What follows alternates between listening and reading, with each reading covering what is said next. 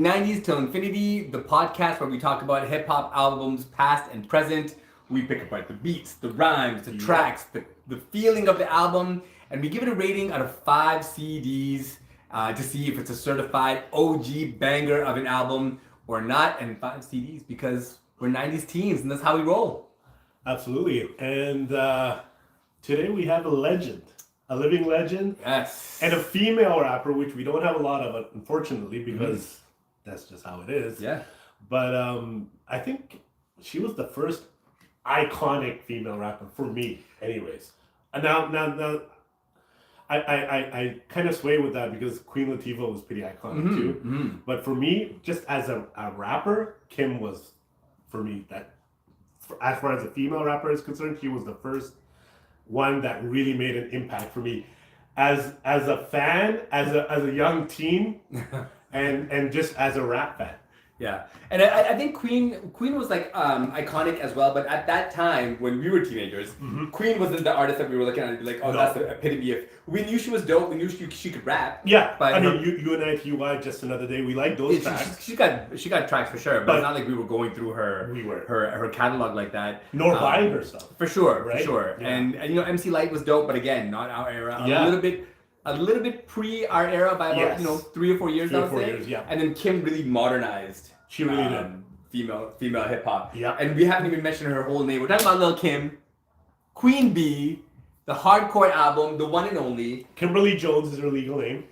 Damn. That's where the Kim comes from. Damn. And Lil because she's very short. Very little. I think she's 5 feet, if that, or maybe even a little bit under that. Very short. Yeah, she's a small, maybe small in stature, but she's a giant on the microphone. Absolute giant. Icon. Yeah, iconic, and I'm actually really excited to talk about the album. But being that this is our first episode of 2026, yes, I'm sure there's some shit we gotta talk about first. There's definitely some news we gotta talk about. Do you want to go first? You want me to go first? Well, let's pick up the one that we were talking about earlier. Oh, okay. Which is of utmost importance because I think we both really fuck with this rapper. And we're talking about Ludacris. And so we have a family group chat, and our cousin actually brought the topic up, and so she was mentioning it, but we knew about it in the background, but we were talking about it in the chat. So there's a concert coming up. I want to say it's a country western kind of themed. For sure. Yeah. It's called like Rock Our Country Back or something like that. Yeah. It's very MAGA, pro MAGA. Very pro MAGA. I mean, Kid Rock's the headliner. Enough said. So word got out that Nelly had joined the lineup, which we're not surprised because we know that. We know Nelly's done that in the past, so that doesn't surprise us. But recently it was announced that Luda joined the concert, and that is really, I mean, a dagger in your heart. It's one of those. Because Luda is, I mean, I wouldn't say Luda's a political or that type of a rapper, but he was just a guy that flies under the radar. You don't expect them to do something. Well, he did have that one performance that he had at the award show where he came out with the like a Confederate flag jean suit, but then ripped it off and was like stomping on it. Oh, really? Okay, so he's got an edge. He's got an edge to him. Okay, yeah. Like I think everyone knows that he's very pro-black. He doesn't fuck around when it comes to that. The afro pitch. He was very proud of the whole. He represents his culture, but it's just times have changed. Have times have changed, or is the bag that important? Elite that rappers need to kind of sell themselves, because I mean he's joining the list now. We got Nelly, we got Snoop, we got like. I don't know. It's tough. And Luda's like one of my favorite rappers. One of my favorite rappers. Same. One of my favorite MCs. I think he's got some of the most complicated technical bars out of any rapper. Super underrated too. Very underrated catalog. Yeah. Most of his albums are really good. Yep. But seeing him on that, just a bunch of fucking maggots makes me sick to my stomach. He's a bad taste in your mouth. But, but I mean, what's the objective there? I mean, how much would he really get paid? Yeah, I don't think for him to sell. I wonder if it's the bag or if it's something else in the background. And the thing is, like, obviously, he made the right decision. Yeah, he pulled out. He did pull out. Yeah. But is the damage done? Well, he said it was a miscommunication with their team and the PR person, and that he didn't have any involvement. And I get it. He can say that because he's. I mean, do you believe that? As an artist yourself, I do you mean, believe his that? name was on the flyer. Would you not know what you're getting involved in? Yeah, yo. Somewhat? So let's say they made an announcement, Right. but they didn't put out the flyer, right? Right. Then that's different. But Fair they enough, put out the yeah. flyer, and his name is beside Nelly's, Ludacris and Nelly's. Right. Side by side. Once your name's on the flyer, yo, you've given consent to be there. Yeah. This is not like a like a local show. Absolutely with a local not. This promoter. is a huge festival. Just a type Facebook event. kind of Yeah. invite. This is like a real This is a thing. big deal. Yeah. And they're using your name to sell tickets. So to see that initially was very disappointing. I don't understand how he thought he could not be noticed. Like, Yeah, I mean, like how would you think that? come on. It's fine. And see, that's why I think it wasn't unintentional. Like, I'm sure there was intention to do the show. Right. But I think he thought he was in that space where he could just do it and nobody would give a fuck. Right. And the backlash was immediate. Yeah, you're right. I think he thought that I'm not Nelly or Snoop. Yeah. I'm they more know like better. a Jay-Z. Yeah. They know better. Yeah. People will know better. Yeah, no, for sure. And no, people, we're in a different landscape. Like, Yeah. it's a sensitive topic. It's a sensitive issue. It's becoming, it's a black and white thing. Well, you have to have ideals. Right? You have to have ideals. If your ideals don't match, the shit that you talk or the ideals don't match what the general populace is saying, you kind of fucked. So let me ask you this: if a situation like that came up where all those artists on the bill were black artists, but they were pro MAGA, does that make a difference? No. I think you can be pro MAGA with your black, white. There's a shit ton of Latino. So would you people feel that the are- same way if it was all black artists? But No, pro I MAGA wouldn't give a fuck and about a them rapper came in either. and- They're trash too. Like, and that's how it should be. yeah. Either way, like I mean, we would principles never are have principles. that, but Yeah, no, for sure. right. And then there are pro MAGA people of color, 100%. but I don't think, as far as artists are concerned, there's not that many artists. Well, they try- I mean, they're not saying it. It's funny how you said that because they tried to do a mega rapper tour. Really? Like there's like 4 of these white guys that are rappers that are all Wow. jelly roll type guys. That's sick. And That's they, just, like, they didn't sell any tickets, so they had to cancel the tour. Jeez, shocking. So I mean, Luda, we're happy that you dropped out, but you know better, man. You know better. I mean, you got a lot of money, man. You're not just a rapper. You're the Fast and Furious. You've done Crash. I mean, you're an entertainer. Yeah. You know better. I mean, you gotta. It's gonna I leave don't a know. stain. It's gonna leave a stain. Yeah, it's gonna leave a stain, but ultimately you did the right thing. You got out of it. So you know what? That's more than some of these other For rappers sure. who took the bag and continued with it. And just said, fuck it, let's go. Did you see, switching over, the Golden Globes? Did you see Snoop Dogg at the Golden Globe Awards? What's happening there? I try not to pay attention. It's to so Snoop. bizarre. Yeah, like I unfollowed him on all the socials. I don't really want to see what he's getting Right. into, what he's doing, because it like personally to me it hurts. I mean, I know this sounds is sounds he doing stupid. the song and dance? It's almost like he's become a character, right?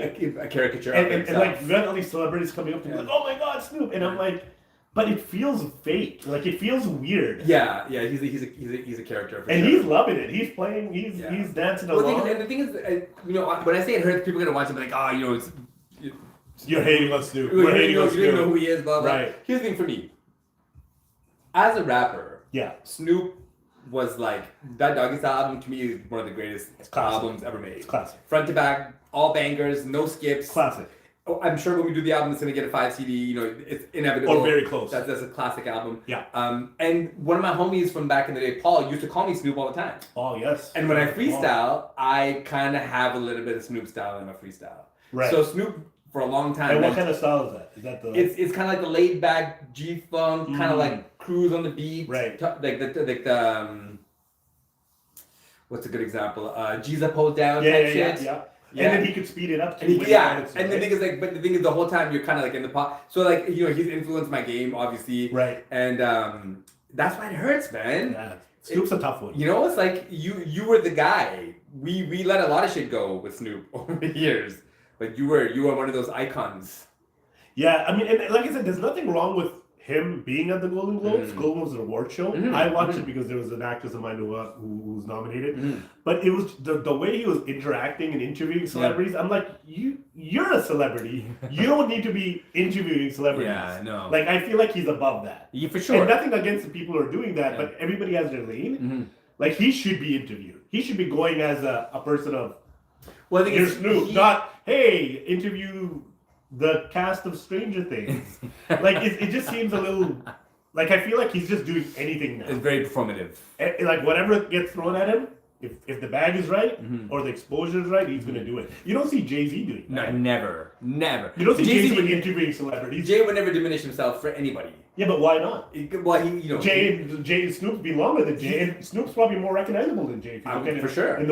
Well, Jay understands his importance, right? He's not going to make those mistakes. So would same with Kendrick, right? They're not going to make those mistakes. So if you were a rapper of his stature in Extra or Entertainment Tonight, say, hey Snoop, we want you to interview some celebrities at the Golden Globes. Would you do it? No, I'm not saying nothing wrong, but what would you do? In my position right now, it's a great opportunity. Of course. If I'm in a position where I've done a couple movies and I'm starting to be a recognized face, I'm not going to go backwards. And that's well put. That's how I look at it. I don't look at it as it's insulting. It's almost like, what are you doing? Like Kevin Hart will host the Golden Globes. Right. He will never do the sideline interviews. Or a presentation of an award. Exactly. That makes sense. But he'll never do the sideline red carpet stuff. Right. And that's kind of like, I was looking at him just like, Snoop, you don't need to do this. I only went to Golden Globes because I wanted to see what Sinners was going to get.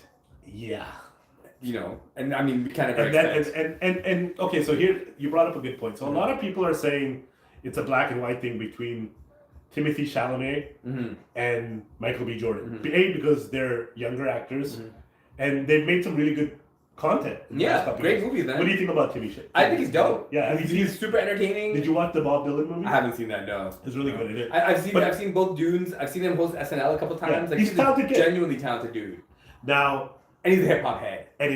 Yeah, and he seems respectful and genuine to his elders and whatnot. For sure. Now the question is it really a black and white thing this year, or is it because box office wise, Sinners did amazing, and Marty Supreme, which I haven't seen and I'm gonna watch. I haven't even seen Sinners, but I've heard enough about Sinners to know that it's and I know you've told me a million times, so I'm behind on that. But is he getting kind of a raw deal because people are like, you shouldn't be winning it, Michael B. and BJ should be winning everything?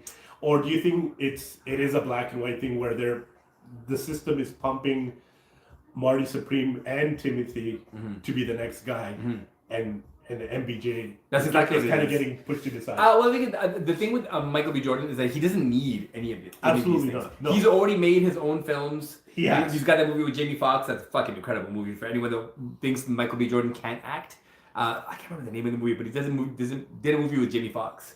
Really? And it's based on a true story. He plays a lawyer.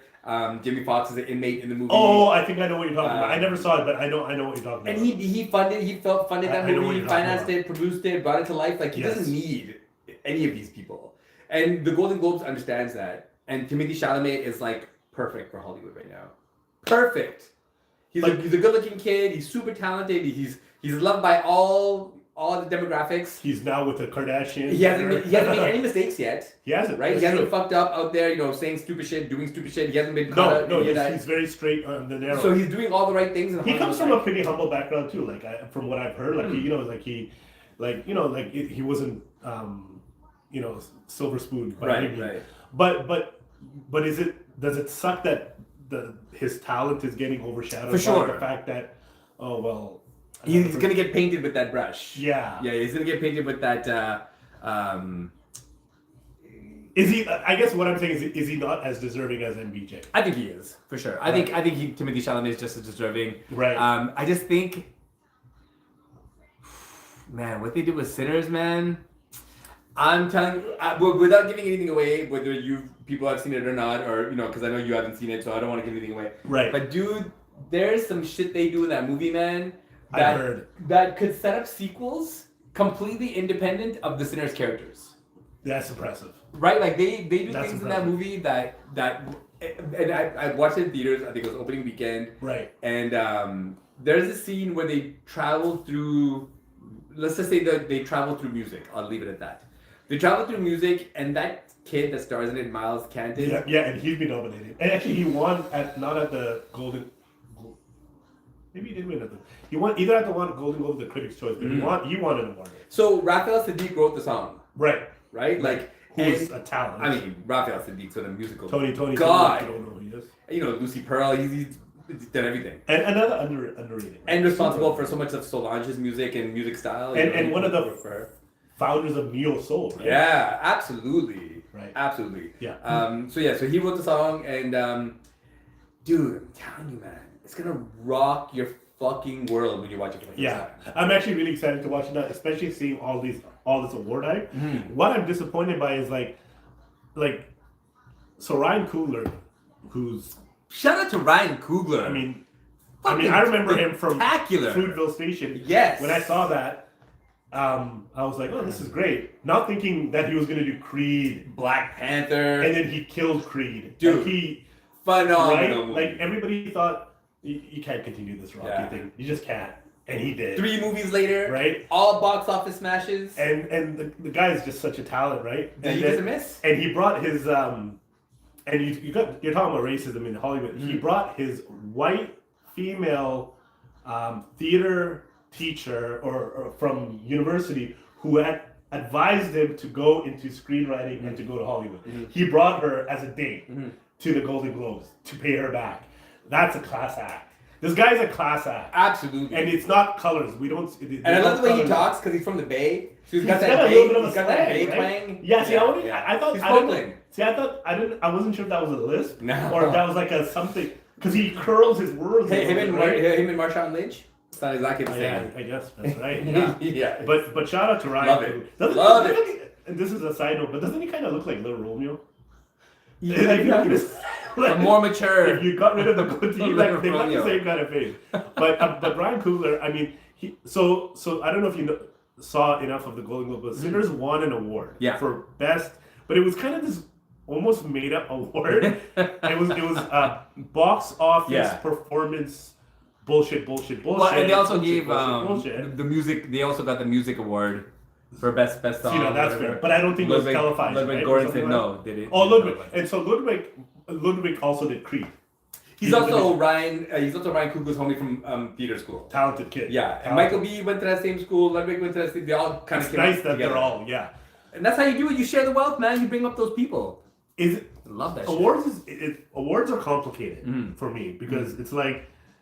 When you see one great performance, you assume that it's gonna win every award at every show. Well, you want it to, right? You want it to, right? Sure. But it doesn't always happen like that. But I feel like Sinners is I haven't even seen it, but I feel like it's getting a raw deal.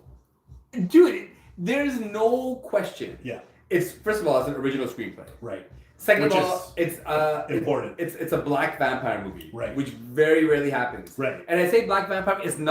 It's unfair to call it a vampire movie. It's so much more than that. But essentially, it's a vampire movie. And see, that's one of the reasons why I didn't watch it. Watch it initially because I'm not really into all that. Except for Dracula, Bram Stoker's Dracula. Right. That was. But then when you explained it to me, I was like, oh, this is bigger than that. And Michael B plays twins. Yeah. Phenomenal casting. Right. All the casting through and through is great, man. Like anybody they put in the movie did a phenomenal job. I just there's so much I want to say about it, but I don't want to give shit away. Fair enough. If Sinners was an all-white cast, would they be winning more awards? Dude, La La Land? The fuck? Yeah, I've never seen that. I know like, Gosling. Ryan Gosling, yeah. I dislike Emma Stone so much. I really do. I don't know why. I have no reason to. So I just find her very annoying. But anyways, that's just a side note. But yeah, and Gosling's a good actor. I actually really like Emma Stone. You see, yeah. Well, listen. I liked her first movie, Easy A, and Superbad. I thought she was funny. Because she did the Zombieland as well. Yeah, and then after that, I just kind of I don't know what it was, but anyways, but yeah, I mean, it's an all-white cast. Is it a different landscape, or is it? Yeah. Do you think it's a black and white thing? I know that's stupid because a lot of people say, well, obviously it is a black and white thing. But isn't that obvious? I don't think it's that blatant. Right. But I do think there's leanings, right? Like, if it was strictly a black and white thing, then Sinners wouldn't even get nominated.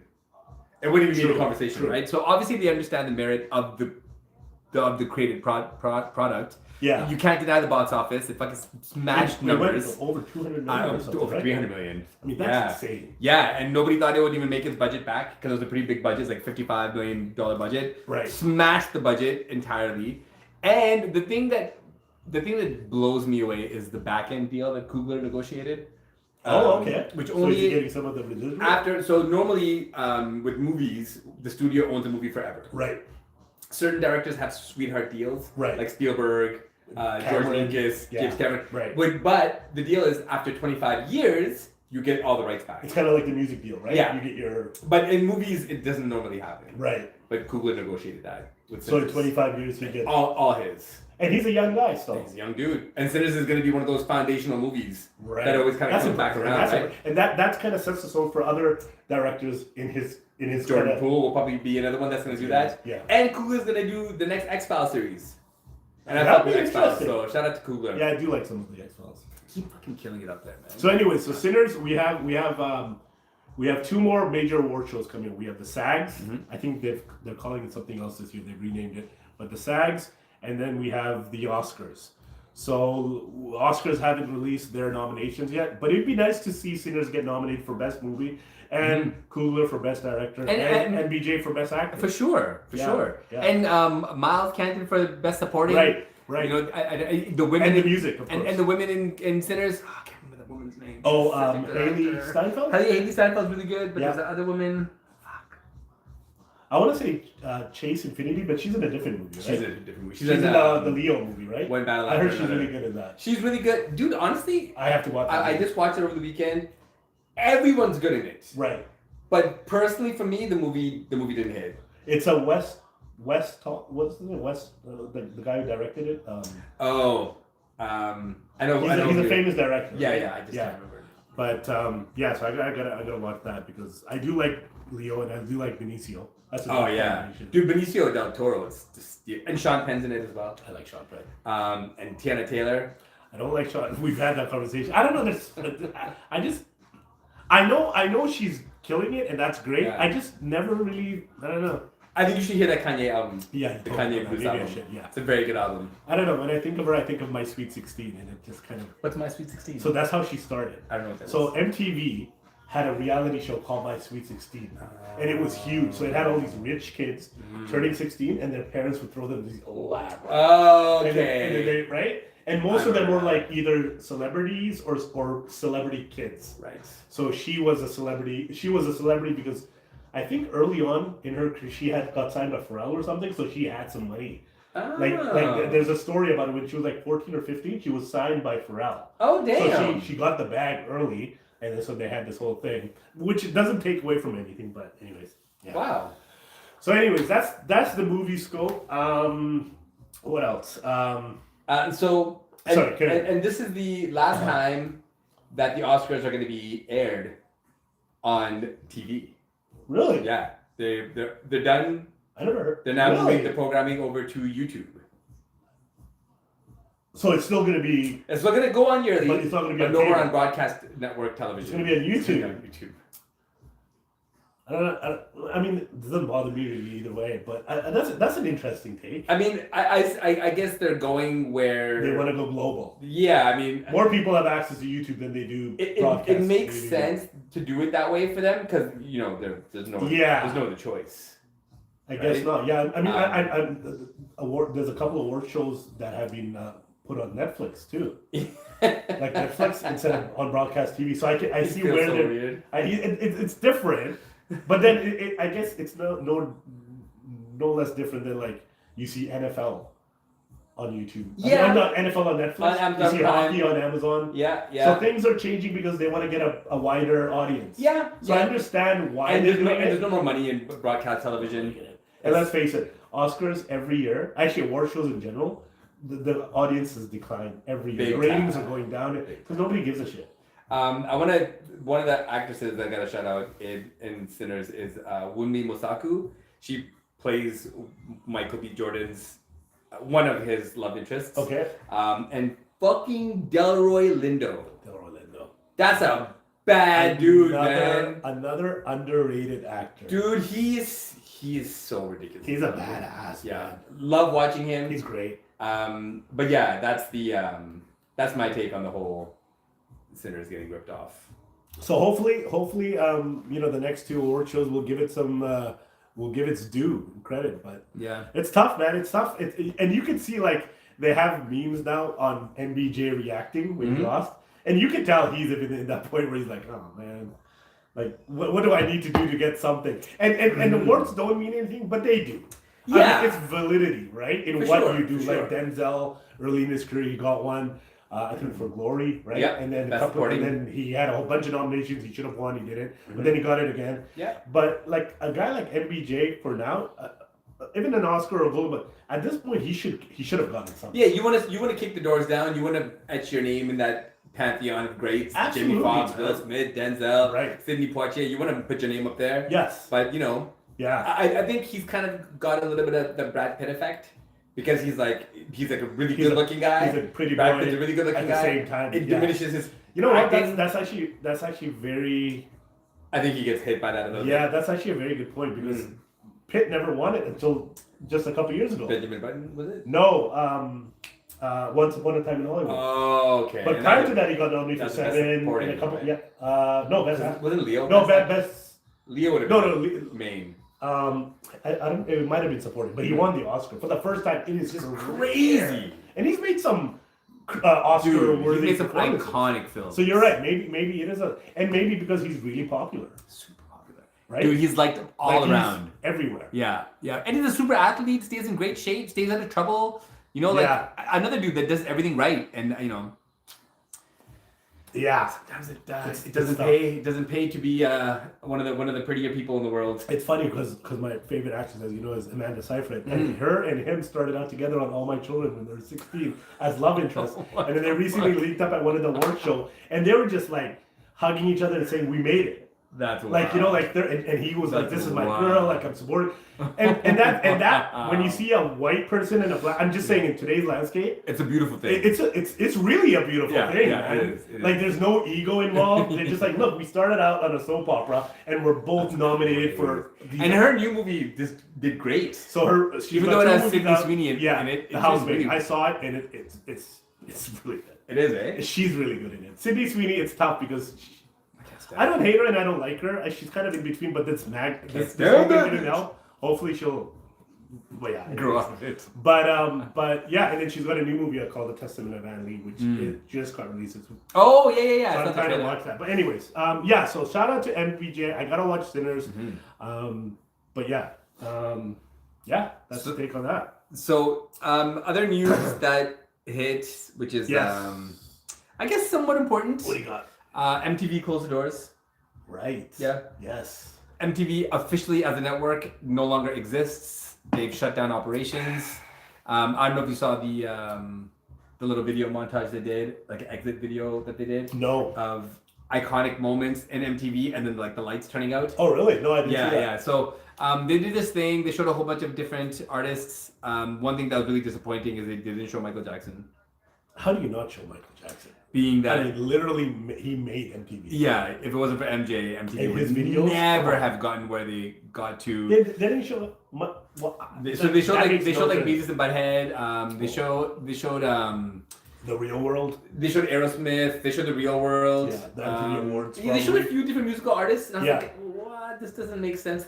Okay, sure, some of them make sense, but Did they show Joe and TV Raps? Anything of that? no. See, yeah, like, MTV I- Raps. how do you, Yeah. like, Yeah. So how are you going to do a proper montage and you're leaving out? I mean, it felt deliberate. It felt gross. I gotta watch it. So How long was it, roughly? about 90 seconds. Yes, You could easily put a clip in. easily, or make a longer clip. I mean, if it's an exit video, you could have done a 5-minute exit. Easy and show Why classic 90 moments seconds? throughout, right? I think Billie Jean was the first music video by a black artist to get on MTV. Really? Right? I think Billie Jean was. You might be right. I don't know, but MJ was you're the first probably black right. artist I to don't get remember. played. Yeah, I think you're right. There's a clip of David Bowie talking to MTV VJ, and they're interviewing him and stuff, and they ask him about his music video, and David Bowie went on a rant. He's like, "How are we talking about this? You guys don't play Michael Jackson videos. I remember so many hearing great that. black artists." Blah blah. He just kind of went off on a tangent. Like, fuck yeah, David Bowie. Bowie was always like that. Always very Right? vanguard. Yeah, And early on when it wasn't popular. Yeah, no, he didn't give a fuck. Yeah. Yeah. All And right, he dated Well, he married Iman. Iman. He married, Right. Yeah, that was his wife till the end. crazy. Yes. Right. Yeah. Guy. Yeah. Supermodel. So I mean, listen, MTV for us as Canadian kids, we didn't have Golden MTV. Tokers. We didn't have MTV until the only time we got MTV in like 1999, which was MTV Canada. Right. It wasn't MTV. Right. And it had some really good VJs. I remember a lot of really good up and coming VJs from Toronto because they had their studio was close to much music. So they would show music videos, but they had a lot of programming, original programming, right? MTV, the only way we could get it is if you had like a satellite or something like that. And that was like the real MTV with the real music videos. Right. But you could tell, I mean, in the last almost like 20, 25 years, the music videos in general were declining, right? They weren't as important. MTV was really iconic for me for the award shows.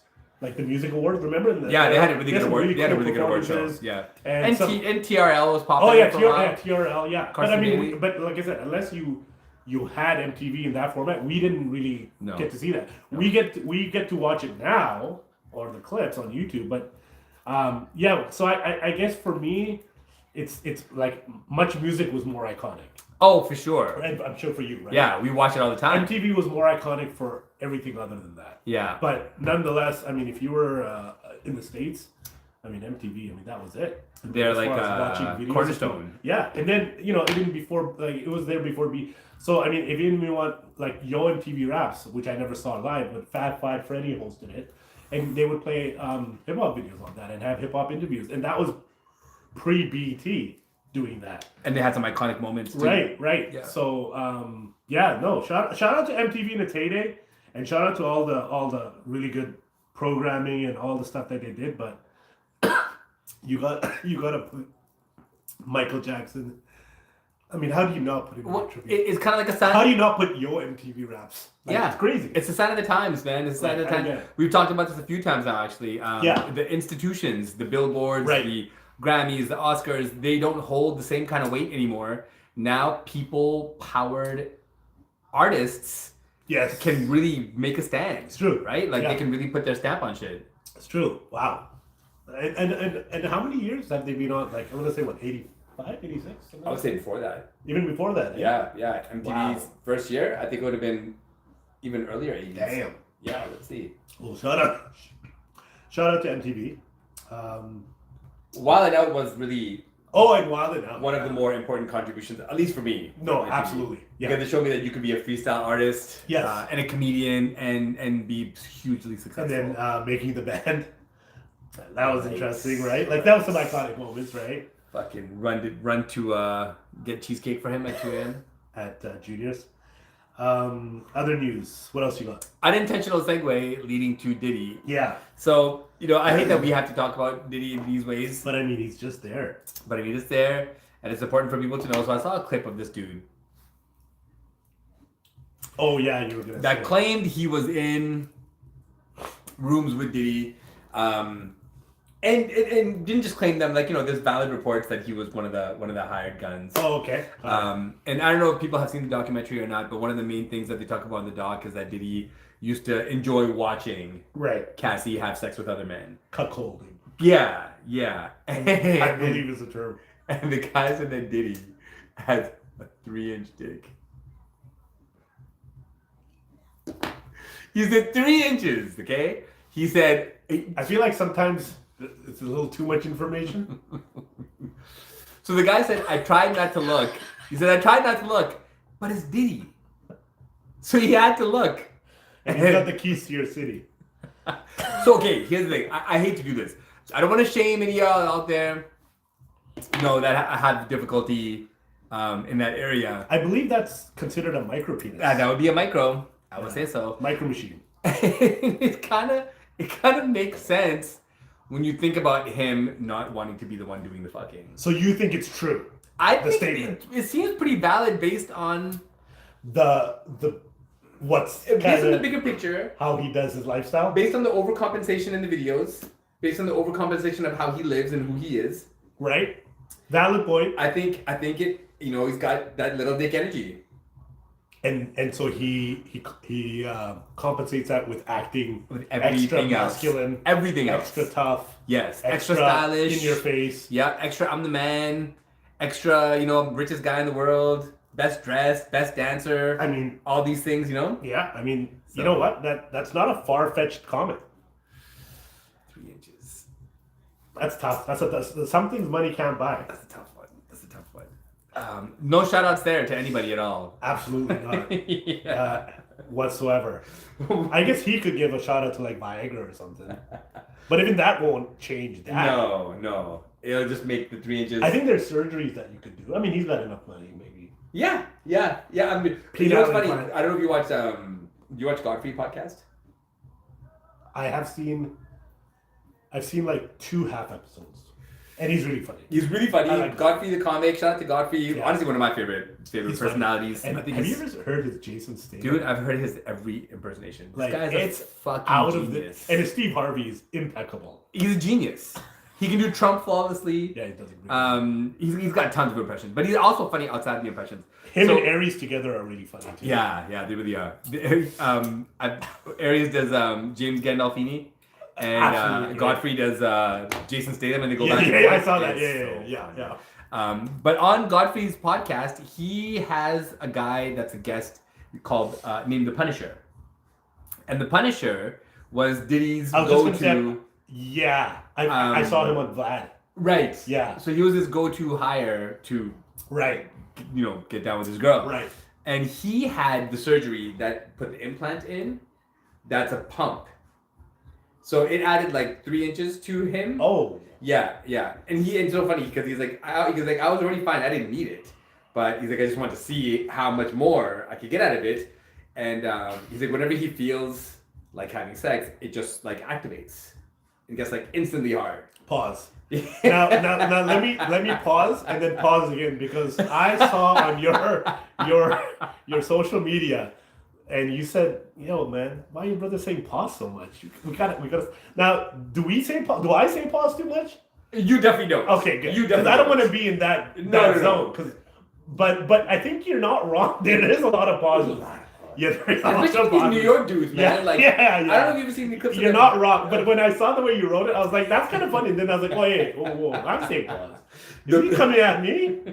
What's going on over here? That, But yeah, you're right. I say it selectively. Yeah. But yeah, some of these podcasts, like it's pause The every Mano second. with Jim Jones one. Oh, it's every so second. annoying. Pause. It's so annoying. Yeah. And Dame Dash too, all the time. Dame. I fuck with Dame. I think Dame's dope. But even the Cameron one, the Flea talking with Flea shot out the camera, pause every other second. And what it makes me think is if you're saying pause all the time, Yeah. what really is happening is you're just thinking about dick all the time. So are they suppressing their homosexuality? Okay. I'm not saying they're gay, but I'm definitely saying they are. Well, you're not saying they're straight. They're definitely straight, but I also think that you don't. Or they're curious? Yeah, exactly. I don't think you have to be. Okay, so let me put it this way. It's a very When I was touchy in my mid-20s, Yes. it would have been very difficult for me to say that a man is attractive. Oh, I think it's still hard for me to say. I mean, I can say it like, oh yeah, the guy's. Ladies think he's good looking. See, that's how I do it. Right? You're right. That's the same. Yeah. Oh, like my wife I can thinks see he's why handsome. ladies- You know what I mean? You gotta throw one of those. So I fit that. But anyways, you're right. Carry on. So in my mid-20s, it would have been difficult to say. But why? Because you were because you gotta be like. well, we came up in an era that kind of forced a lot of homophobic tendencies on us. But did hip hop do that? Hip hop contributed for sure, Yeah. and the movies we saw contributed. True. When you wanted to really diss someone bad, the F slur was like the first thing you would go to True. to say like the worst thing to somebody. You would use True. that, so like that kind of made me feel fucked up. You're not wrong. But now as a grown man, like I have no problem saying that a guy is attractive. It doesn't make me feel any kind of way. Yeah, I get it. But the thing is, for these guys, I feel like they suppress that so hard. Yeah. Like any hint of it Probably. to them is gay, but it's not though. It's not. Absolutely not. You should be able to be open. I think some of them just feel a little uncomfortable, but a lot of them is more than that. Yeah, I would say so too. Yeah. And the thing is, like, there's nothing wrong with finding men and women attractive. There's No, nothing I mean, wrong to with each that. their own. Fuck, man, whatever you feel like doing in your life, do it. It doesn't make you less of a man. No, I think in hip hop specifically, there is that connotation where you have to. The homophobia is there. For sure. You can't cross that line. Like, obviously, it's way more normalized now. Like, there's so many great artists that are openly gay that you know. Tyler, the Creator, is openly gay. Yes. Ocean. Yeah. You know, when you get these iconic artists that come out and say, "Fuck you guys, man, I'm openly gay." You can't do shit about it. But you know what? Here's the thing, because when you see, like, I don't even.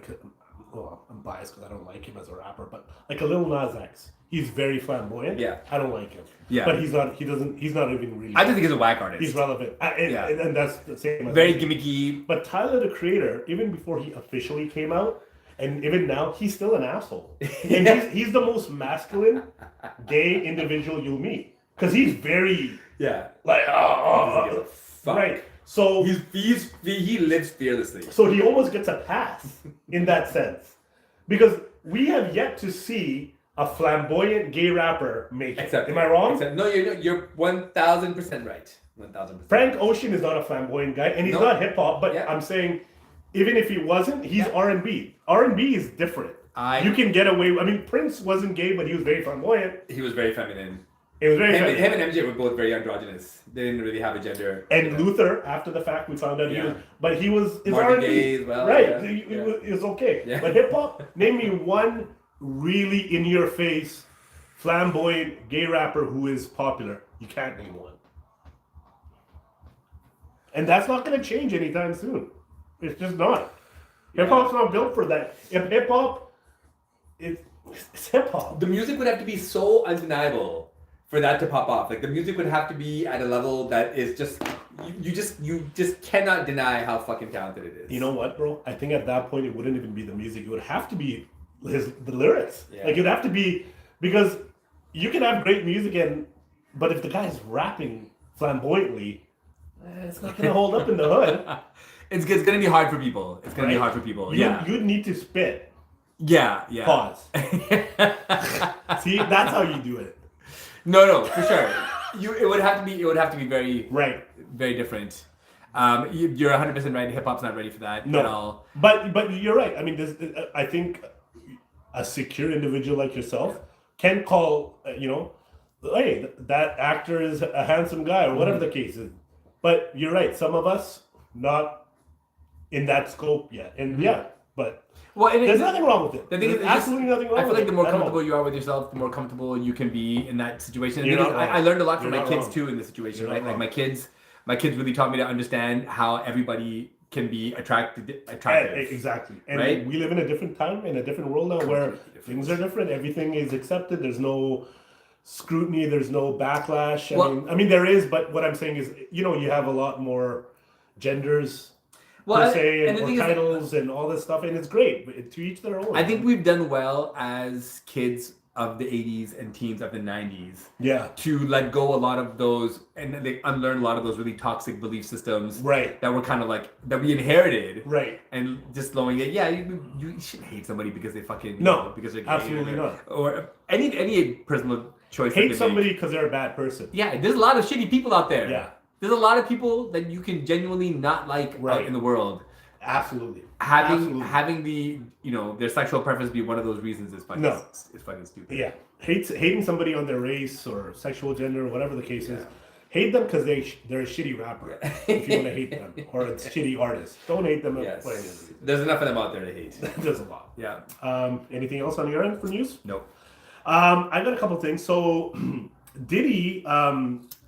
Or sources recently revealed that, we're talking about Diddy, he actually asked Trump for a pardon and he got refused by Trump. Wow. Yeah, Trump came out and said, I did refuse him. He goes, at one time I might have, but he goes, in the last little while, he goes, we didn't really have a relationship or anything like that, so I declined that. But then he pardoned Lil Wayne back in the days. They were homies, Puff and Trump. A lot of the same parties together. Ooh. So, sometimes, it's not who you know. Unfortunately. Because he could have easily... He could have easily... That's a pretty good Trump. I got a little Trump. That's a pretty good Trump. Did you hear about... So you're just talking about the podcast that, if you don't know, there's a podcast called Let's Rap About It. Newer podcast, probably in the last 6 months, that has Fabulous, Jim Jones, Dave East, and Mano. They host it. kind of a roundtable podcast. Pretty good. Have you seen any episodes? Clips. It's pretty good. It's not bad. I've seen a couple of episodes. I'm a big fan of Fabulous. I've always have. He's one of my top 10 for sure. Jim Jones is cool. Dave East, a little bit here and there, but I fuck with Dave East. I never Dave East is really. cool. I like some of his stuff, and a lot of people were. And he was dope as meth. He was dope as Method Man in the Wu-Tang scene, right? Yeah. Yeah, and a lot of New York rappers like he brought New York back years ago. I don't know if that's true or not, but whatever. He's a good rapper. Yeah, he's dope. And Mano's kind of cool. You know, Mano's dope. I like Mano as a personality. Yeah, me too. As a rapper, I don't know. I like one. There's one song that he did with RZA called "Reeler" back in the days. It's no, it's gonna be complete. Anyways, so that's some connoisseur shit right there. There's who the fuck knows a Mano song? Come on. And they took a sample of the beat takes a sample of music from The Phantom of the Opera. Oh shit! Hip hop producers don't get enough credit for some of the samples that they've used from the beginning of time, right? If you really think about it, 100%. Like what musical genre has brought back more samples and made them relevant again more than hip hop?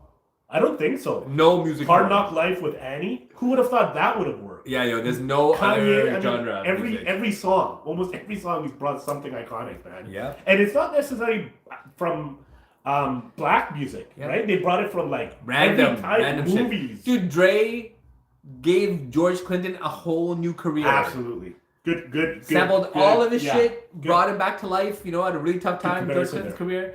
Random aside, did you know Eddie Murphy bought all of George Clinton's catalog I did not to give it back to him? No, I just recently saw his documentary. Did you see it? Oh, dude, it's so good. It's really good. Dude, it's so fucking You really see a different side of Eddie. I love Eddie Murphy, man. I didn't realize he was an introvert. Big time. Like he goes, I don't like to go out. I like to stay home and chill. And he's got this amazing house. Dude! He's got a retractable roof. A fucking sunroof in his house.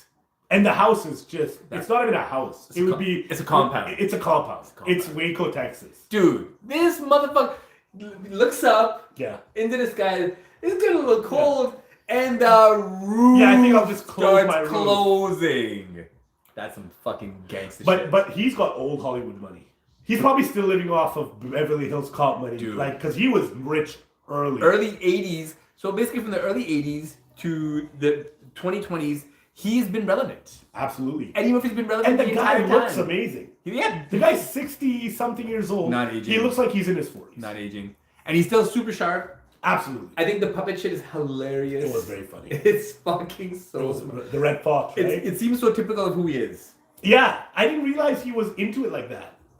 So weird how we came up at Eddie Murphy, because last week I was flipping through movies to watch, and I was chilling with my girl, and we're like, what should we watch? And Nutty Professor came up. I'm like, you know what? Classic. Let's run it. Classic. Dude, this guy played the entire family. Everybody. He played himself as a fat person. Yes. Watching himself as a fitness trainer. Right. Oh, right. He played that Richard Simmons character. Dude, what the fuck? He plays Buddy Love. He plays Professor. And they play everybody at the table. He plays the grandmother, the mother, the father. It's and I'm sure I'm missing a couple more people. The fact that he didn't get nominated for an Oscar is sickening. Sickening. You know what? There's looking back at movies, you're so right. There's so many performances that should have been, and they didn't get nominated because at that time it had to be a dramatic role. Nonsense. And now they have a category for comedy and superhero. Like superhero movies are getting nominated for best picture, right? Which is fine. Which is how it should be. Like you said, Nutty Professor and there's a million other movies. Dude, Eddie is a once in a generation talent. He really is. He spawned the careers of Chappelle, Jamie Foxx, Martin. All these motherfuckers came after Eddie Murphy. He's the Godfather. Took his blueprint and ran with it. He's the Godfather. And if you haven't seen the documentary, it's a great watch. It's great. I think it's called Being Eddie. It's on Netflix. Great watch. Yeah. He single-handedly saved SNL. Without a doubt. After the first crew, Chevy, first cast, the Aykroyd. Chevy, the Aykroyd, the Bill Murray, the John Belushi, right, Gilda Radner. When that was the iconic first original crew. When they all kind of dismantled within 2-3 years of it, SNL was in the dumpster, right. And then Eddie Murphy came initially came and things got better. He became really popular, and then once he hit the movie scene, he was still on SNL for a while. Shit kicked That just shot up motherfucker, SNL man. because now everybody wanted to watch their favorite Yep. movie star on TV. That's a bad so dude. And he's then the house Raw that and built then Delirious back to back. Come on. 48 Hours, another 48 Come Hours. on. Beverly Hills Cop. Just, I mean, the Golden Child. I mean, the guy's done it all. Deserves all the He does. motherfucking flowers. And you then really some. see you don't really see a difference because he's always been a humble guy. From what I remember, he's not a cocky guy. He's never been over the top. Yeah. But you see this kind of he's in a good place. Big He time. seems like he's got his kids, his grandkids. Loving life. He's just enjoying life, man. Yeah. Yeah. Only thing missing is Charlie Murphy. And you could see he got really emotional at times. Yeah. How He can was you just not, like- dude? We're not related to Charlie Murphy. I get emotional when you think about Because Charlie was epic. Murphy was just one of the good guys. And he was just on the precipice of really becoming was. like his own superstar. Absolutely. He always toured with other comics, Yes. but he was gonna start touring by himself. Yep. And that's like a big step for comics when you start touring by yourself and have other people opening for you. Honestly, the right Chappelle fucking show there. wouldn't be the same without Charlie. No, come And on. nothing to take away from Dave. Not at all. Without what's his name? Donald Rawlings. But more importantly, Charlie Murphy. Dude. I mean, he was so funny in that. Sometimes he was funnier than Dave. Yeah.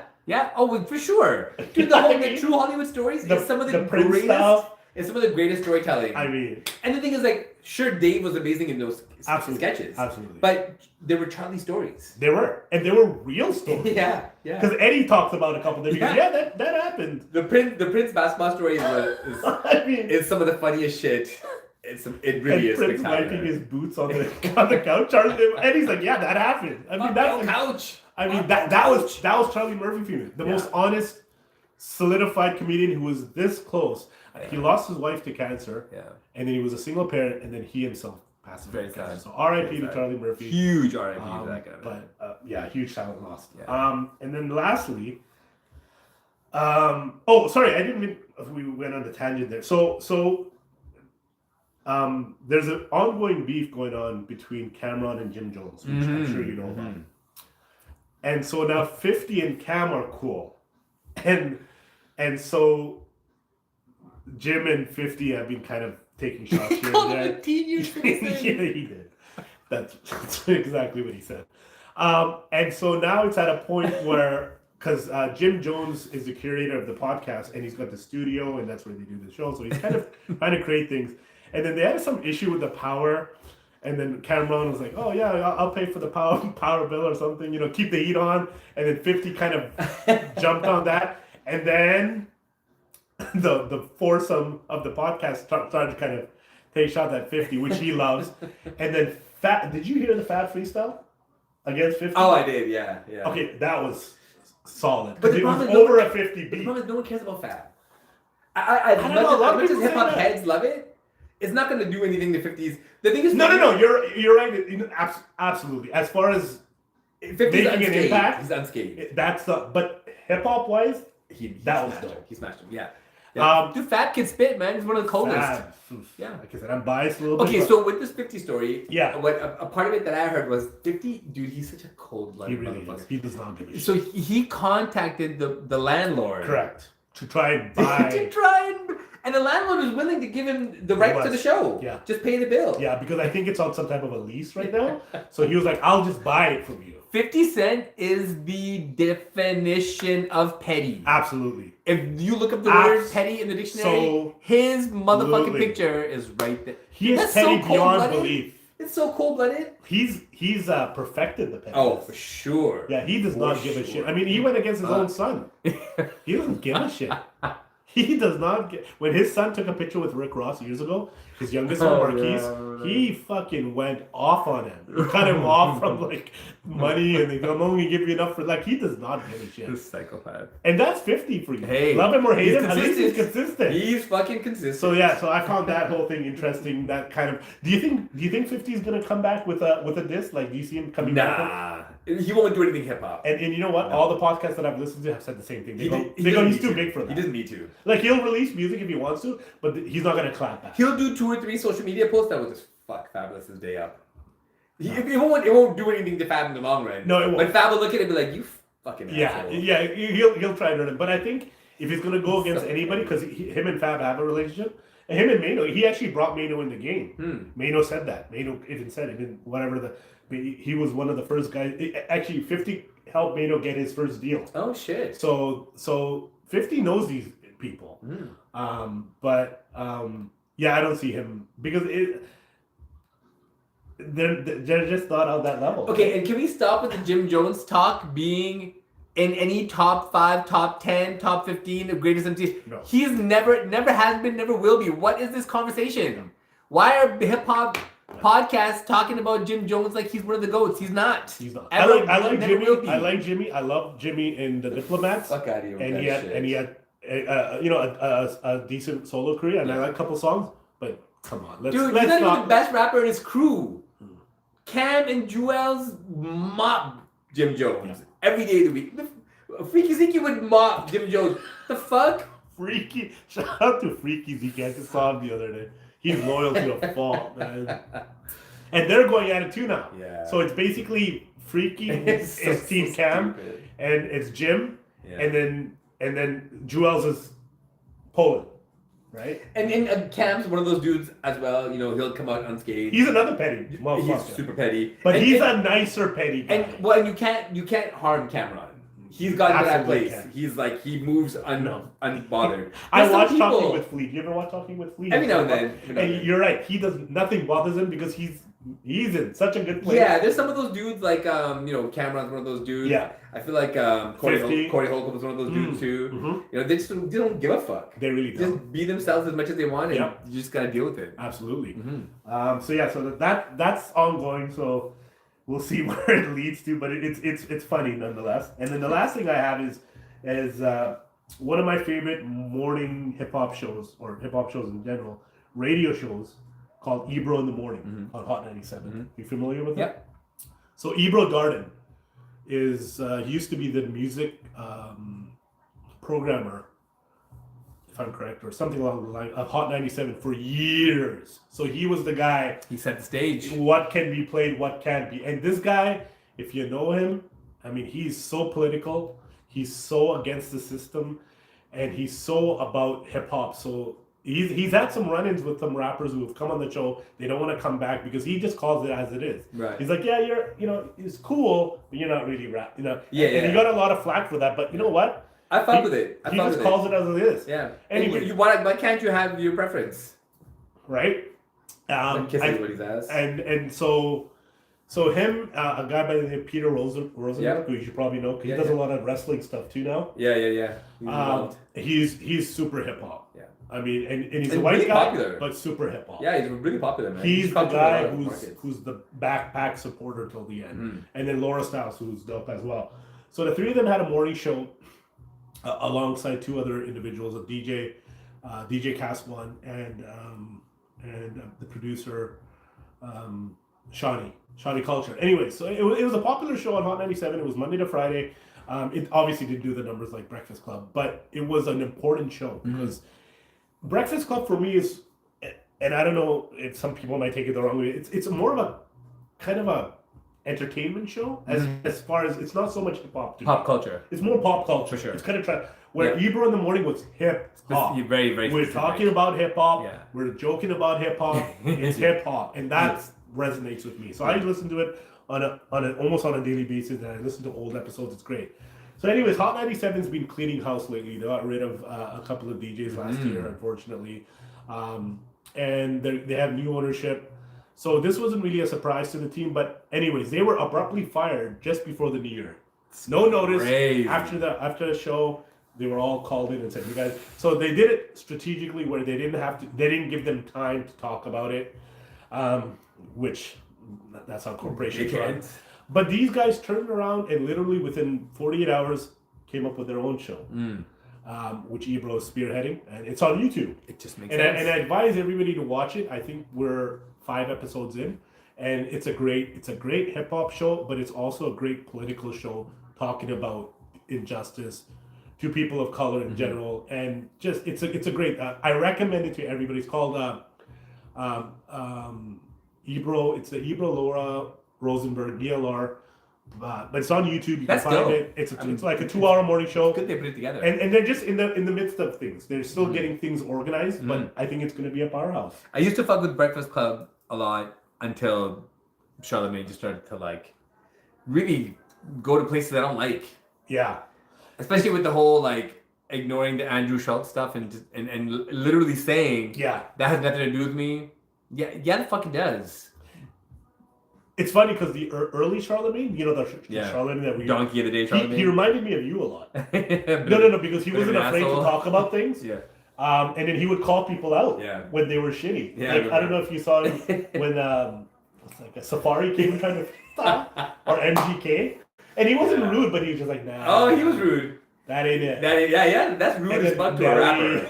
Dude, Beanie Siegel almost knocked him out. Yeah. Like, Charlamagne said he was scared. Yeah. Because Beanie was gonna hit. Dude, Beanie would have fucked him up. He was a bad boy to them, man. Peak Beanie Siegel is a bad dude, You don't want to man. fuck with him. No, fuck that. No. Broad Street Bully. Hell But anyways, so yeah, definitely support the I'll show. check that out for sure. Watch that show. And it's before we get into this album, it's Fun Fact Friday. So it's my turn. You know a lot about everything, so you might know this, but I didn't know this. Super producer, The Alchemist, back in the days, produced for 2 Vancouver acts, Swollen Members and Rascals. Wow. Did you know that? I did not know that. Yeah, in the early 90s, he came to Vancouver and he produced for the Rascals and Swollen Members. He even knows Beat Street. He knows local places here. Crazy. Yeah. We're talking like 94, 95, 96. So Alchemist produced... he knows he knows a lot about Canadian He hip-hop. produced that banger for Dilated People's Worst Comes to Worst, right? Yes, he did. So amongst many others. He came with Dilated People's... Oh, you saw a show, right? Yeah. You met them too, didn't you? I met Evidence. Right. From Dilated People. He's fucking dope rapper, man. So good. Yeah. But you smoked a blunt with him or something, didn't you? We freestyled for him. You freestyled for him. Me and Dad got right. some freestyles. R.I.P. Dad. And then we ended up getting his business card and got his number and stuff, but we never really followed through. Yeah. So I had no idea. I mean, that was just. That's a good fun fact. Yeah, definitely. So shout out to Alchemist. I think Vancouver's impact on hip hop overall. We've got some pretty solid contributions. Yes, definitely across the board. Absolutely. Shout out to Rascals and Swollen Members too. Yeah, definitely. Who kind of pioneered that whole wave of Vancouver hip hop. Yeah. Because Toronto always had it. They pioneered it for sure. From Maestro, right? Mishi Me. Yeah. And then the whole Northern movement. From like the early 90s. Chocolate. And he talks about Chocolate. He talks about Socrates a lot. He said Socrates is dope. And he produced that Redman Method Man album, the second one. Yeah. He did this work with Busta too, I think, right? Yeah, Socrates is dope. Shout out to Socrates as Shout well. out to Socrates.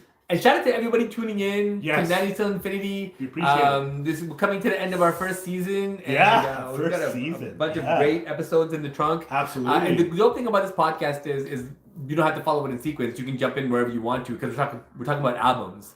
And albums are timeless, so it doesn't matter when you watch them in sequence. All you're going to see is us getting a little bit tighter. Absolutely. Our conversation improving seamlessly. And you got to understand, we do this live. There's no rehearsals. There's no pen and pads. We talk about the album that we want to talk about and the topics, and we just run with it. Absolutely. So we appreciate the support. So make sure you hit that subscribe and the likes. Yes. It's _high phrase on all the platforms. And for myself, it's this_IS_ALITE. Because my Instagram account got hacked. Yeah, how did that and disabled and deleted. So it turns out the hack was from like a city called Birmingham in the UK. Some dude hacked the account, and then posted some shit that ended up getting it banned permanently. So I couldn't even get it back. So fuck you to whoever hacked my IG. Fuck you. I started a new one. This_IS_ALITE. And you're gonna get that kind of content that you get when you come and watch us do our thing. Make sure you follow if you're not already. So let's get into the album. Let's get into it. Like I said, like Elite said earlier, we're reviewing Lil Kim's first album, titled Hard Core. Iconic in so many different ways, from the cover to the music to the rapping. Debut album released. We're gonna feel real old. released November the 12th. Is that your birthday? That's Ashley's birthday. Yeah, one day One day before. before, Your birthday, yeah. Released on November the 12th. Remember November 12th, 1996. We were still in high school. We were in grade 12. That was Going our into grade graduation. 12, Yeah. So yeah, 20 years ago. Holy crap. No, Almost 30 30 years. Mm-hmm. No, almost 30 years. Damn. Okay. Wow. Math is not math. It was released under Undies Recording. And if some of you don't know, we've talked about Undies before. Mm-hmm. That was a record label that was owned by Lance Riviera and B.I.G., Notorious B.I.G. They started their own label after Bad Boy because Biggie wanted his own label, and so I guess Lance was a childhood friend. Mm-hmm. So they started that. So that was under that. It was under Big Beat Records, and it was also under Atlantic Records. A lot of people thought that this album was under Bad Boy just because Kim was so affiliated with Biggie, but it wasn't. Anyways, so released in November 1996. She first started out with a group called Junior Mafia. Yes. You remember Junior Mafia? Yeah, sure. Classic Lil hits like C's. Get Money Remix. Even Crush on You is a Junior Mafia track. For the most part, Yeah. yeah. If you really look at it, yeah. Players Anthem? Ball? Players Anthem. Yeah. Thank you. Yeah. So Junior Mafia was a force. So if you don't know who Junior Mafia is, they were equivalent to the Outlaws, to Pac. Yes. What Outlaws were to Pac, Junior Mafia was Exactly. to Biggie. It was a group of I think 4 or 5 rappers, Lil C's, Klepto, and I think 2 or 3 other rappers, and then Lil Kim. And so they had released their album a year earlier called Conspiracy. Junior Mafia did, featuring Biggie, and that was also on Undies. And it was a solid album. I have the album, and it was a good album. They didn't really do anything after that as a group. After Biggie passed away, the only 2 that were really left were Lil C's and Kim. And Kim was the most impactful. Lil C's released an album, a solo album. It didn't really do too well. The World of C's the Leo. Remember? Because that was his nickname. Anyways, so that's where she started off rapping. Prior to her solo album, what did you think about Lil Kim? Did you think anything about Lil Kim in her Junior Mafia / Biggie, Biggie's first album years? Did you? No. Was she on your radar at all? No, because Pac said he'd snatch her ugly ass off the streets. So fuck peace. So fuck peace. No, but okay, he did say that, but he said that in 1996. Right. Junior Mafia was out a year before that. Yeah, but And we were watching the videos. yeah, so the conflict was still like brewing It was because Pac got shot before that, right? True. So we knew there was like some kind of beef going on. I never really fucked with Junior. Yeah. I thought they were riding on Biggie's coattails. I thought Big did everything because he wrote all of their shit. Could you say the same about the Outlaws? At least they wrote their stuff. Fair enough. I think Pac was just such a force of nature. Yeah. He had to have people around him that were ready to write and record. Yeah. If you couldn't, then you were just not gonna be on the song. That's true. So I think you have to have a certain personality to keep up with someone that's like a force like that. And for C's and actually Lil Kim did a lot of her own writing. She did. She I think she writes some. Oh well, Biggie helped in the beginning. Yeah, but I think he definitely did. But even after Biggie passed, I mean, she wrote all her stuff. She made some follow-up albums that were classics too. Yeah, so they didn't really have that kind of an effect on me at that time. I Yeah. knew they had some good music. Yeah, but, I think they had some iconic hits like Get Money still. Get Money. Crazy. So anyway, so that's where she started off, and of course she was Biggie's. She was also Biggie's girlfriend or Mistress. side chick, as some way you want to call it. So there's a lot of emotions there. Fucking baggage. A lot of baggage. There's a lot of baggage. She had a lot of beef with Faith. He was very unkind to her. Like he would really She abuse was her. a side chick that wasn't treated. Not at all, man. And Charlie Baltimore was another one who Yeah. wasn't treated great. And dude, I don't understand how Big is pulling these women. Yeah. These are all attractive women. Faith, Evan, Charlie Baltimore. Especially at that time. Yeah, like they I were mean, like, they're you know, fine. they're all really beautiful Yeah. women. And Absolutely. Big is like, come on. It's funny because they all said they all said that he was super charming and charismatic. Sure. And he was like a big teddy bear. Yeah, okay. So we were talking about this before. And you said love is blind. Blind as fuck. I mean, You're preaching what you had said. No, it's blind. That's what it is. Blind, deaf, and dumb.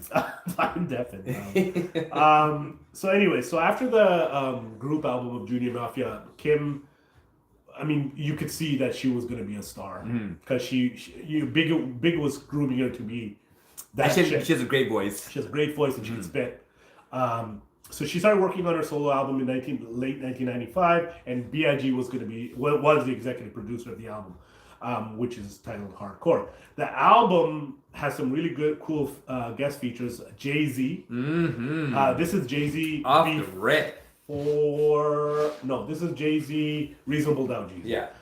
Lil C, Diddy, Junior Mafia, and Jermaine Dupri were featured on the album.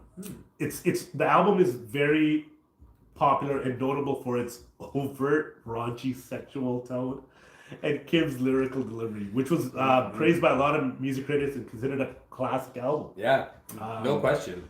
It debuted at number 11 on the U.S. Billboard Top 200, which is impressive. That's not hip hop. That's 200. For debut that's album, a female rapper on top. Debut. Impressive. Yeah. Sure. And at number 3 on the Billboard Top R&B/hip hop album. It sold 78,000 copies in its first week. Damn. The album was certified double platinum in March of 2001. Wow. And in 5 years. As of 2016, as of November 2016, I should say, the album has sold over 5 million copies. Damn. That's impressive. That's impressive. That's like, a solid piece of work, man. And when they say worldwide, and so if it's only sold 2 or 3 million in North America, that means there's 2 million people overseas. I mean, that's a lot for a female. For sure. Right? Because she's got a solid audience. Yeah. Just for a rap album in general. Yeah. In July of 2022, Rolling Stones named Hard Core as the 78th best debut album of all time in all genres, which is that's a pretty good number. There's a lot of fucking artists. Right, exactly. That's and you're talking about all these genres, right? So that's I'm impressive. gonna see that list. It had a couple of singles that were released. The first one was called "No Time" with Diddy, which is a solid song. Great song. And we'll talk about it after. It was certified gold. As a single. Damn. As a single, yes. And then she had 2 more singles after that. "Crush on You," and one more. I forget. "Queen Bitch." The album contains 15 tracks in total with a couple of interludes.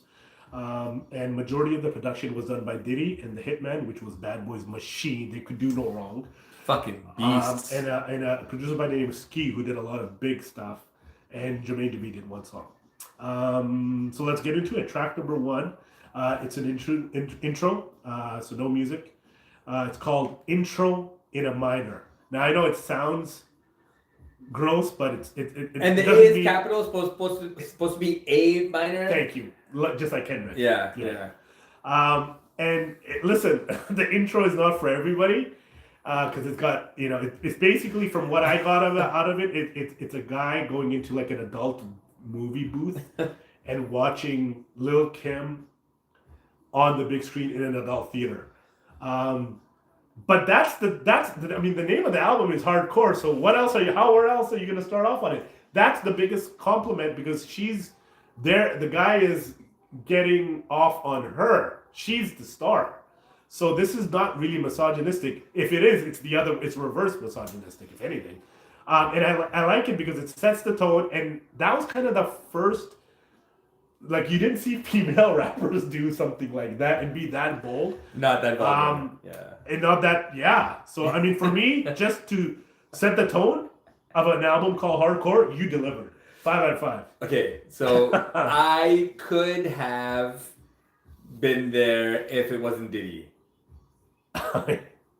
Yeah. Saying her name over and over and over again. Oh, right, it is Diddy, right? That was tough. Yeah, that is him. So when I heard him, I was like, oh no. Yeah. Oh no. But see, you gotta separate that. Yeah, for sure. It's so hard.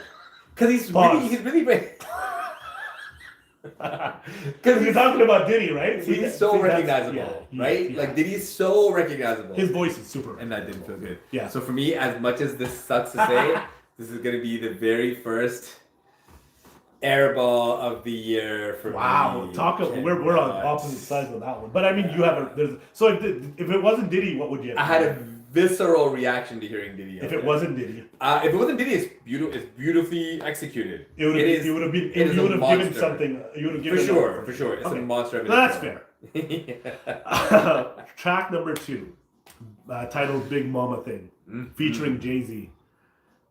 This song is one of my favorite songs of all time, in general, because it's hip hop at its finest. The beat is amazing. So fun fact: this song was originally a diss towards Faith and Tupac, but before it got released, it was re-recorded because Biggie disapproved of it. So it had Jay-Z dissing Pac and Kim dissing Faith on this song, on the same song. And Biggie heard it and said, "I can't do it. We can't do it." So then no kidding. So they released the version that's on the album, and they replaced the vocals with difference.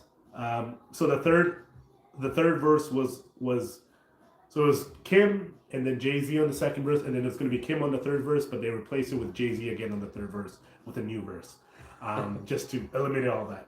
Lil Caesar's on the chorus. Young Jay-Z's on the chorus too. The beat is fire. It's a total party song. If you've heard of this song, and she goes hard. I mean, when I say potty mouth would be an understatement. I mean, she is so raunchy. But you know what? It was kind of refreshing because prior to her, it was all the male rappers talking like that. Yeah. Right? Yeah. This is the time of NWA, Automobile. Yeah. I mean, come on. Give me that Doggy Style. I mean, we had an album called Doggy Style for once. Jeez, that was bad, yeah. I mean, you know what I mean? I mean, Too Short, Cocktails, hello. Yeah. This is and then she comes out and she says, "Fuck you guys. I'm gonna do it, and I'm gonna do it better than you." So the thing is, if you never heard of Lil Kim before, and this album is the first thing you're hiding under a rock if you've never. Well, and the first thing you hear her do is, "You gotta go and know what." And her voice is so thick and heavy. Like, what the fuck is this? And normally I would rap the lyrics to give you an idea, but there's no motherfucking way I'm rapping these lyrics. Yeah, there'd be so many pauses. Yeah, for no, me hell no, I cannot. But she spits some fucking bars. Absolutely. But you can do. I can do that. I got land in Switzerland, even got sand in the Maryland, Bahamas in the spring, baby. It's a big mama thing. Can't tell by the diamonds in my. So she talks a lot of shit. Absolutely. And she has a great cadence and a great voice. And this is one of my favorite Kim tracks. It's a banger. Yeah, and the hook is dope. The killers be quiet and bring the riot. Talk tough. Shit is tight. Lil Caesar's really good on choruses. He's got a good delivery. Yeah. He's like a pocket-sized Biggie. Yeah. Voice, that's a good way of saying it. Voice and everything. Yeah, and I think Kim, at times, when she makes her voice heavy, she's trying to do a big thing there too, right? For sure. Something there. Or maybe even Big said, "Hey, change it up a little bit." Or maybe Big gave her some influence on how to do absolutely. Because those ad-libs feel like Biggie. Yeah, absolutely. Song is produced by a producer named Stretch Armstrong, which I don't know, but nonetheless, you did your thing. I give it a 4 out of 5. Jay-Z's verse is like, I don't know who did like the mix on Jay-Z's verse, but this is not like a guru mix.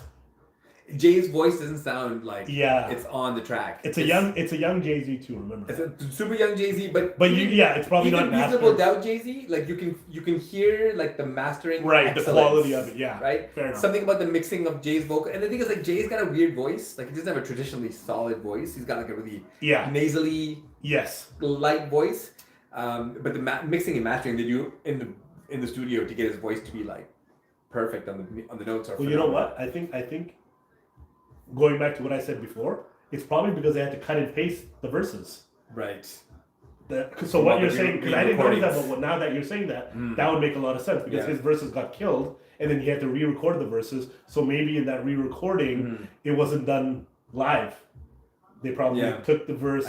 Hey, you gotta do the verse again. I can't be there. Here's my verse, kind of deal. Maybe. And this would have been back in the day we had to splice shit together. Right. You two did the his verse is not like great. It's kind of forgettable. No, he was fine. It's really rare for Jay to have a forgettable verse, especially on a collab. I don't know. This one wasn't great to me. Yeah, I think we probably lost the great verse when he had to read it. Right. Because we'll never know what that is, right? But Kim spit the shit out of this Absolutely. track. She bodied Jay on this track. This is a 4 for me too. Nice. Yeah. Alrighty, going on to track number 3, titled "No Time," and this is the first line single. of that song. And I used this to be is scared of the psychopath. one of my favorite songs. Again, in general, not just of Kim's, but just in general. Such a dope song, featuring Diddy. The beat is fire. It's produced by Diddy and Stevie J from the Hitman. Beat is absolutely bonkers. The video was very dope too. The piano, there's a lot of piano in the beat, which I really love. She just solidifies her MCing, man, skills. I mean, she's just so good. Diddy's good on the chorus. He's all right. Again, I give it a 4 out of 5, man. It's a banger. It's a banger. Yeah, it's a banger without a doubt. The verses are dope. I love the beat too. The beat's sick. Yeah, fuck, Diddy did a great job on this, man. He really did. He really saying nothing. Absolutely. Right? But the shit talk. That's one thing he did really well, was the shit talk. He knew how to talk shit. He knew how to make. He knew how to cultivate a song. And he knew how to make himself larger than life. Absolutely. Kim's just a monster. She's a beast. It's so hard to read these lyrics because I want to sit very so tough. bad, but I feel uncomfortable. Yeah.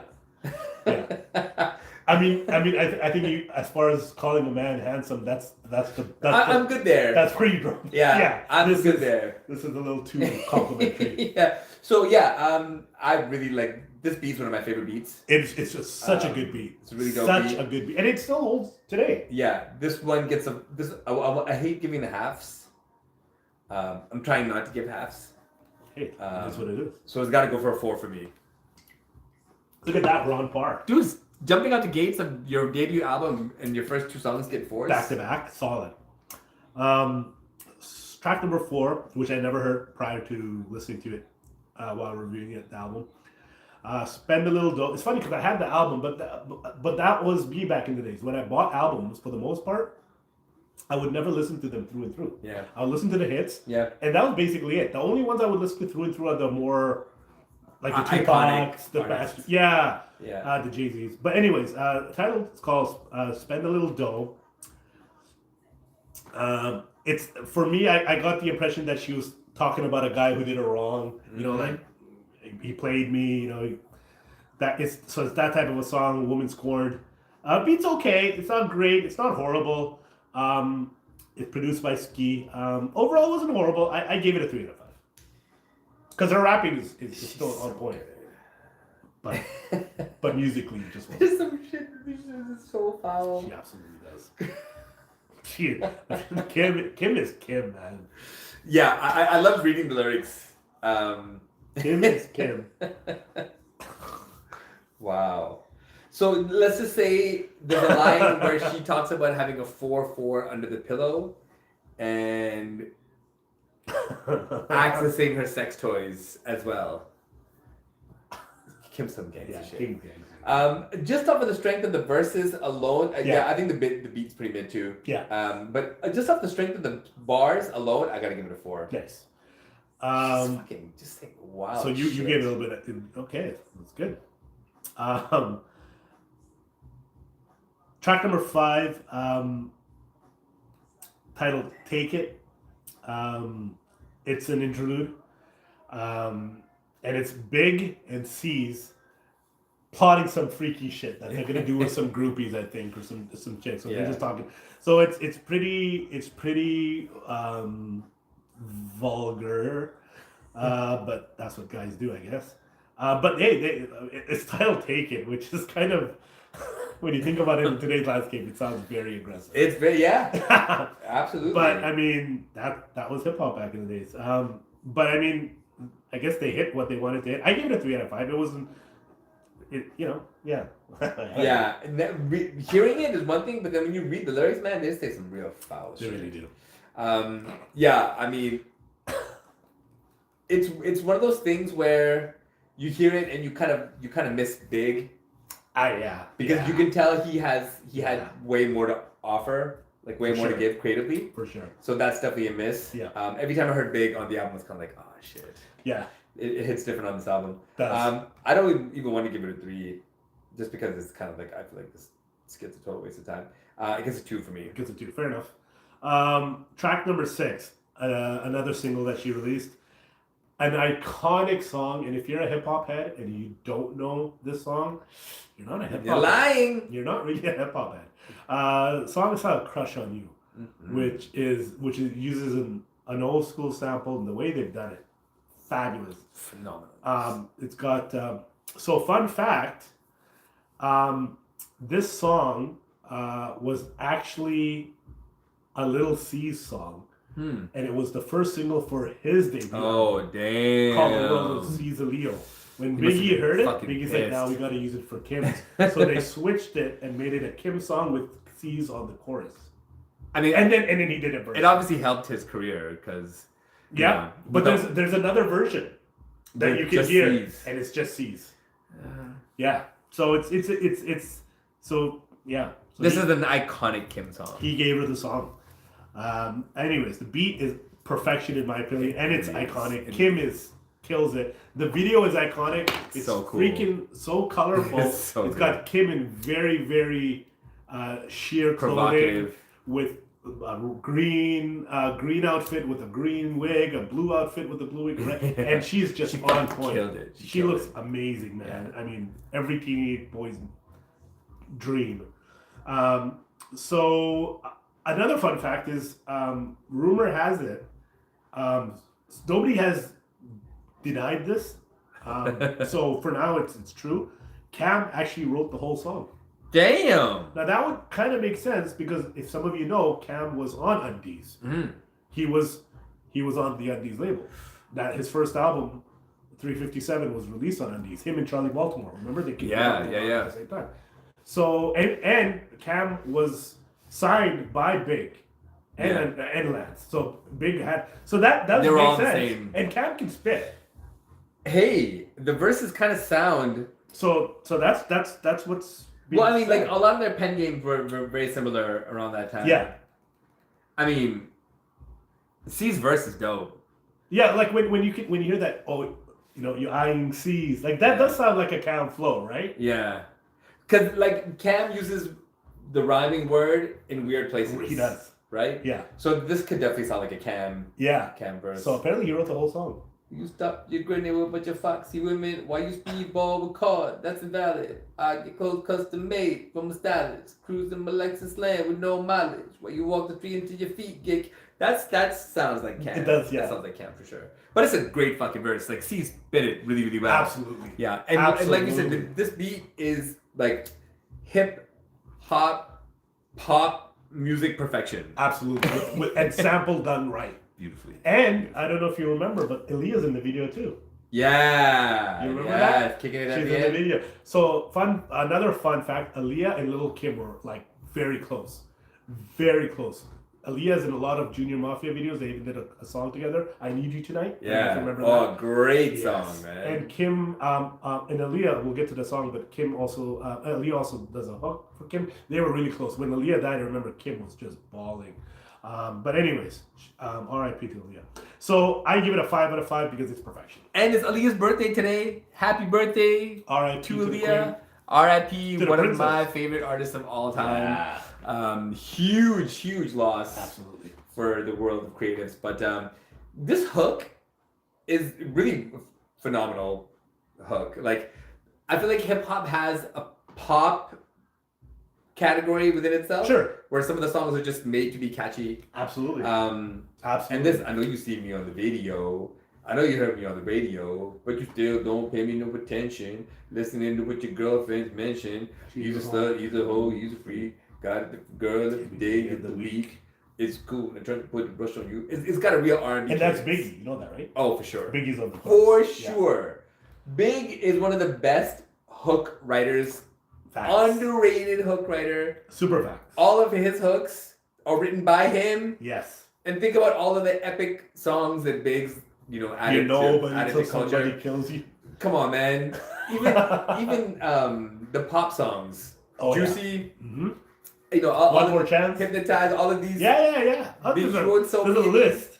So Big's got that hook game on lock. Yeah. This is, I think, the best song on the album. It is a huge 5 for me. Yeah, I think you're right. It's between this and, for me, it's probably this and No Time, but I think, and Queen Bitch, we'll get to that. But yeah, it's tough.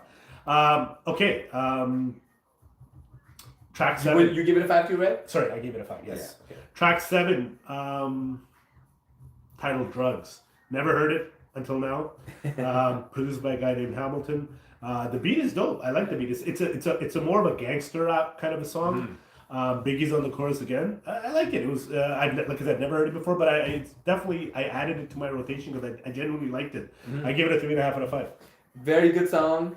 I don't know what it's so funny because like I can't say I'm the big fan, but there are definitely moments where I hear him on shit and I'm like, man, he's got skills. Man, that dude is he was pretty talented. Special, man. Yeah, man. Like he's got serious skill. Absolutely. This is a really fun song. Like I think Big and Kim would have made some amazing stuff together. Absolutely. I could see them doing like a deep duet album. Oh, for sure. They would be touring together. It would have been huge. Yeah. It would have been huge. Absolutely. I really like the song. I really like the hook. The lyrics are dope. This is a 4 for me. Nice. Yeah.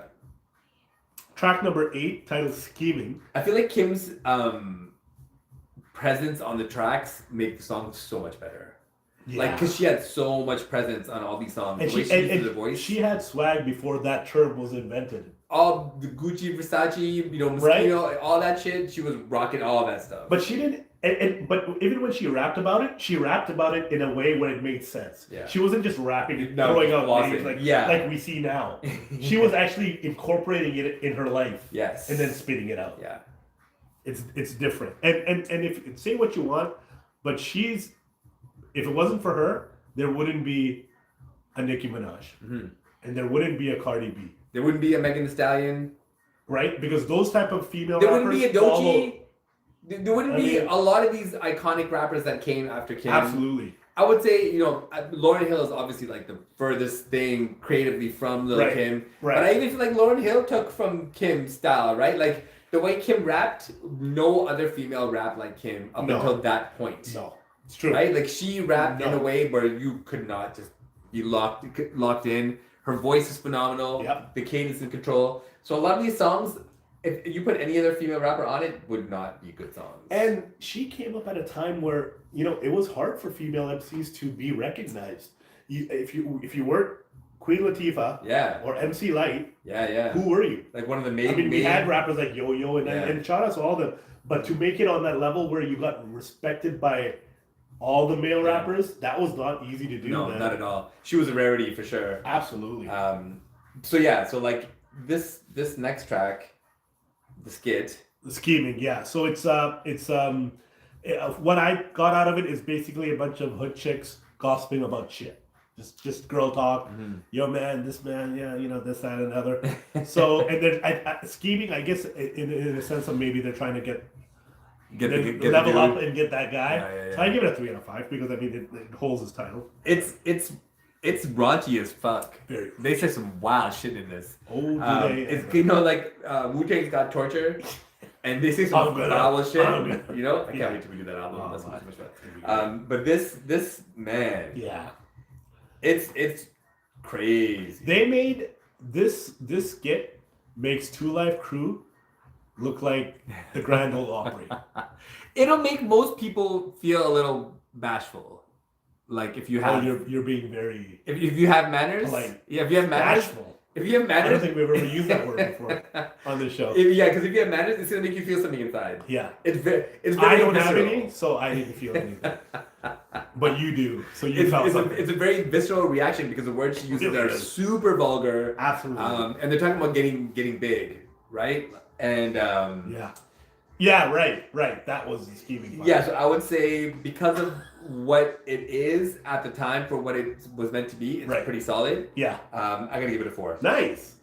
You're really rating this high. So you enjoyed the album. I enjoyed it. Seems I like listened to it multiple times. So I listened to it last week because we were supposed to do the episode last week. Right. And then we had unforeseen circumstances. Right. Yes. So I listened to it once and then I brought it back early this week. I'm like, fuck, this is really good. It's a good And I played it like 5-6 times just to make sure I wasn't like confirmation biasing myself. Right. But it's a really, really good album. Trust me when I say I bought the album real time. Right. And I tell you. And I stared at that cover probably 47 million times. And they changed the whole booklet. And they changed the cover, right? Initially, it was her on like so she's down with like her legs open. Right, she's doing like a very she's got the fur and the the bikini. And then they switched it to her on the bed, like, but like fully clothed Yes. in a So in the booklet, you see all those pictures. Right. But yeah, later on they Eventually they got rid switched of it. that So cover. I got the original one. So there you go. Okay, track number 9. This is my favorite song on the album, and that's saying a lot because there's so many dope songs. Great. The title song "Queen Bitch," which solidifies her title because even now she's known as the Queen Bitch. Yes. The beat is so fucking good. When I tell you, it's so good. And I don't know if you know, but you remember when what's her name? How can I forget? Remy came out of jail. Yeah. Okay, so her and Nicki started going back and forth, right? So Remy has always been a Kim fan. Well, I think they all are at some point. But Kim and Nicki were going at it for a while because they were cool in the beginning and then something happened. Anyway, so Remy, her first single was called she had a song called I forget what it is, but they use the Queen Bitch beat. They use this beat, and Lil Kim is featured on the chorus. Oh, right. It's called "Wake Me Up." Right, it's called "Wake Me Up," and so when I heard that beat again, it was like, oh wow. But anyways, it's called "Queen Bitch." The song is perfection in my opinion. The beat is amazing. It's my favorite Lil Kim song of all time. I play it all the time. I play it at like get-togethers and parties. Aaliyah was actually on the original version of the song. Oh, shit. You know, on the humming part of the song. Yeah. If you remember the song, there's a little part where she's the one who's humming. But on the original version, there was a different, or I should say, an alternate version, where she actually sings the Queen Bitch part. Damn. Yeah. Anyways, and I have that version. It's really good. And I don't usually, because I leave the quotables to the MC, Elite over here, but I have to quote this where Kim goes, shit straight like 9:15. That's a bar. I mean, it's a bar. I mean, I don't know why, but that always stands out to me. Like, you know what I mean? It's just, I mean, who thinks of something like that? Yeah, because it's a comical bar. It's meant to. Like, it's not just something where it's like you literally have to look at a clock and be like, oh yeah, okay, 9:15, right? I don't know. I just found that impressive. It's really good. Anyways. Well, I mean, even the way the song starts off, if Peter Piper pecked him, I bet you Biggie bust him. He probably tried to fuck him. I told him not to trust him. That's some skillful writing. She rides the beat crazy well. She can really do a lot of different flows. Yes. On a lot of and she uses her voice in a lot of really unique ways, and I think that's another thing that a lot of female artists took from Kim. Absolutely. Mm-hmm. I give it it's produced by Nassim Myrick, who's part of the Hitman. Really good producer. Mm-hmm. I give it a 5 out of 5. Oh yeah, it's 5 for sure. 5 for you. Yes, this is a banger of a song. It was a hard decision between this and Crush on You. Yeah. And the thing is, the reason why I like Crush on You is because it's got such great pop appeal. It does. Right? Yeah. It's it's definitely more of a popular song. Yeah. For me, that's a tough one too, but I think just Queen Bitch is just something about the beat that just gets me all the time. It's and the way it starts off and then it goes into it. Yeah. Kim's a bad motherfucker, man. Track number 10. This is titled Dreams. This is the first track of the album which I did not like. I found it was a filler track. I didn't get anything out of it. I didn't like the beat. The rapping was, I mean, like Kim's on point, but if the beat doesn't stick, everything else kind of falls apart. I give it a 2 out of 5. And I was trying to be generous. Yeah, it's a weird one, like, because the album doesn't have a lot of filler. It's only 15 songs. No, it doesn't. Yeah. So this is one of those songs that stands out as filler. Yeah. So you got that same appeal? Yeah, I didn't dislike it as much. Like, there's still some good stuff on here. Lyrically, there's some good stuff on here. So for that, it's good. The hook is pretty basic. This gets a 3 from me, but it's not a bad song. Right. It's like compared to what else is on the album. Yeah, it's a miss. I just found it kind of seems out of place in regards to the subject of the album, right? Yes. Yeah. Anyways. Track number 11, titled Mafia Land, in regards to Junior Mafia, because the way Mafia is spelled with the periods there. It's definitely got a Mafia-esque beat, if you know what that is. It's got a very Godfather type of a Mafioso beat. It also gives me a vibe of Big's Life After Death album. Like I could picture it on that album. Because that album had a lot of these little thematic, darker kind of beats. I liked it. It was produced by a producer named Brent Toussaint, who I don't know, but I like the beat. I like the song. I've never heard it before, first time, and I added it to my playlist. I gave 4 out of 5. Brent Pharaoh Toussaint. That's quite the name for the Yeah. producer. Yep. You give it a 4 out of 5? I did. Yeah, I no, like it. it's a very good song. Never heard it in my It's a life. good addition to the album. It's dope because it shows Kim's ability to do some storytelling. Yes. She got to be like really thematic in this and take people on a ride. Yes. Like through like a real story. Yep. Solid song all the way through. Hook is dope as well. Yeah, it's a 4 for me as well. Nice. I was trying to see We're if there's very any, on par here. I was trying to see if there's any bars that I can spit on this without fucking them up. Because her cadence is a little different on this. If she's across the Verrazano, I lay gently in the belly through binoculars. He seemed like there's some really good shit on this. Yeah. She's definitely ahead of her time. Absolutely. Yeah. Sick like leukemians, receding hairlines. Like she's I mean, come on. yeah, she's a beast. She's a beast. Ridiculous. This is a 4 for sure. Track number 12, We Don't Need It, featuring Junior Mafia. Produced by a producer named Minnesota. Featuring Junior Mafia. I love the beat. It's got a very old school sample.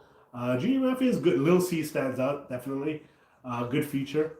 And it's got a very chill, it's kind of a chill, vibe. Beat's a little slower, rapping's a little slower. But nonetheless, not bad at all. Solid. I give it a 3.5 out of 5. Yeah, this is like meant to be like a silly kind of ain't no fun type track. Yeah, it's got the flutes in the back. Right? The thing is for me, like I don't feel chemistry between them on these songs. Like as far as Junior Mafia is concerned? Yeah. Like Dog Pound songs with Snoop and the whole crew. Right. You could tell there's chemistry. Right. These motherfuckers are laughing in the song. Like they had a good ass time making the music. I see what you're saying. The collective is not really. Yeah, the feeling is like. Okay, so the hook, for example, if you ain't as no did, we don't need it. I feel like they just made a hook for the purpose of trying to get some chanting shit going on. The we don't need it sounds really comical, a little goofy. Yeah, you're not wrong. So it's a little juvenile. Yeah, I mean, and it makes sense because they're junior mafia. So yeah, I didn't really go for that. It felt a little too. It felt borderline corny. Right. Yeah, almost. Fair enough. Yeah. This one gets a 2 for me. 2. Okay. No, that's fair. The now that you say that, the chorus is a little kind of like yeah. Track 13, featuring Not Tonight. Title Not Tonight. Featuring Jermaine Dupri. This is the one with JD. Okay. Also produced by Jermaine Dupri. So. If you don't know, obviously Jermaine Dupri, powerhouse producer, So Def. One of the greatest of all time. Absolutely. Yeah. Early 90s, started his career off as a dancer for Houdini.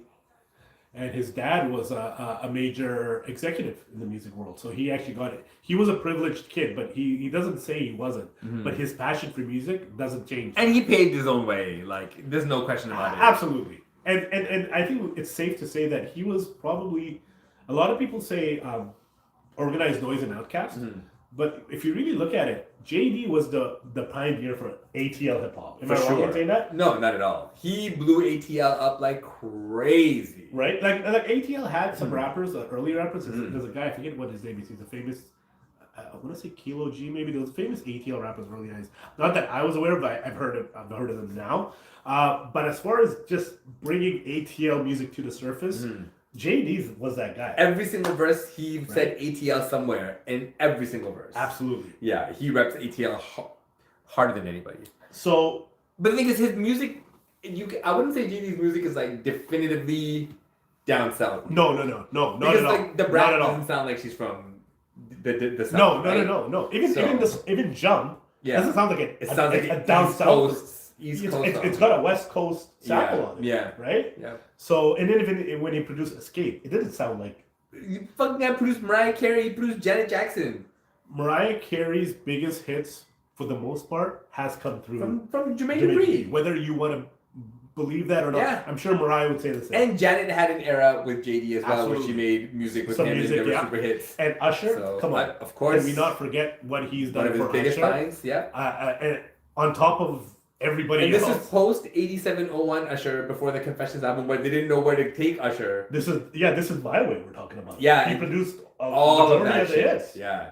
Banger. And My Way was, come on. Huge, massive. TLC. I love all that. How much work stuff. did he do with TLC Yeah, early lot. on? Yeah. I mean, come on. He tells a story about Left Eye living with him. Yes, that's true. When they were kids. Yep, Not absolutely. kids, but JD had some shit going on already. Yep. And Left Eye was living with this guy just because he believed in her becoming a star. Yep. And didn't roadblock her when she signed with TLC. Nope. Didn't try to get any publishing deals from her. Didn't try to do any of that. He just let her go. And then they got fucked by LaFace Records anyways. Absolutely. A lot of people. Which is not a good thing. But you know what? And he's one of the guys that you really didn't hear scandal about him. Like in all my years of listening to GD, and I've been following him since Crisscross, because I was a Crisscross fan. Yeah. I haven't really heard anything bad about the guy. No one ever says they fucked him out of money or anything like and that. he worked with young artists too. Super so you young. could have And he worked with a lot of artists. Absolutely. Right? Bow Wow. So many Jay-Z. I mean, he's done work with Snoop and Dog. Like he's done it across the board. Yeah. And he rapped. He released solo rap albums. Not the worst rapper in the world either. Like as it comes to producer He's rappers, really not the worst rapper. He can actually. He's better than Timbaland. Way better. And nothing against Timbaland, but I'm saying rapping wise, like he has some way skills. better. Yeah, and he even actually had a beef with. You remember him in Death Row and our Aftermath? Yeah. Eminem. Yeah. That little. I didn't like that. That one. That cleared up real quick. Anyway, so you would think, okay, so what I was trying to get at is, if you knew that the mid '90s, Bad Boy as a record label and So Def, they were very close. They were in each other's videos. Big fucked with the Brat and JD and vice versa. So you'd see them in each other's videos and stuff. It was cool. It was a cool kind of thing. Yeah. So you'd think, I mean, you could do no wrong, but you can. The beat is very '90s So Def vibe, which you think would be great, but it just did not work here for me. As much as I wanted to like it, I didn't like it. And JD on the chorus or whatever you want to call it, he wasn't great. I give it a 2.5, and that hurts me, but it is what it is. Yeah, this is a terrible hook. This is fucking really bad hook, really elementary. But again, Kim with I knew a dude named Jimmy used to run up in me nighttime, pissy, drunk off the Henny and Remy. I didn't mind it when he effed me from behind. Like, she spits on shit. Yeah. But she's got bars, and the cadences are crazy. But you can't make up for a shitty song. Facts. And this is a shitty song. This might be one of the biggest misses. Right. Especially when you have such a considering the talent. Yeah, right. Yeah, so this sucks, but it's a 2 for me. We were close. Okay, coming to the end here. Track number 14, a skit titled "Player Haters," and it's exactly that. It's basically a haterade skit. And I give it a 2.5 because 2 out of 5. Sorry, because I mean it followed suit to the title, but was it necessary? I don't know. It's for me, weird. But it's maybe really I looked weird. at it through a different lens. Yeah, like I don't know, it's self-deprecating. Absolutely, They're taking shots at themselves. Yeah, it was. I don't know if they're like. I don't know why. Subtly aiming it at somebody. Like, is there somebody she's trying to direct it at? Maybe, yeah. I mean, if that's the case, then it makes more sense. But then who would it be? Pac? Yeah, I mean, you want to say maybe, but then like Big got rid of all that stuff. So prior to the Pac distance, so I don't think he would have let it slip. Yeah, this doesn't make any sense to me. This is a 2 for me.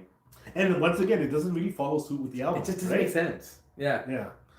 Okay, rounding it out with the last track 15, song titled "Fuck You," featuring Trife and Larceny, who are 2 other members of Junior Mafia. The beat is very sloppy for me. It's very sloppy, and it's actually produced by Big and a guy named Cornbread.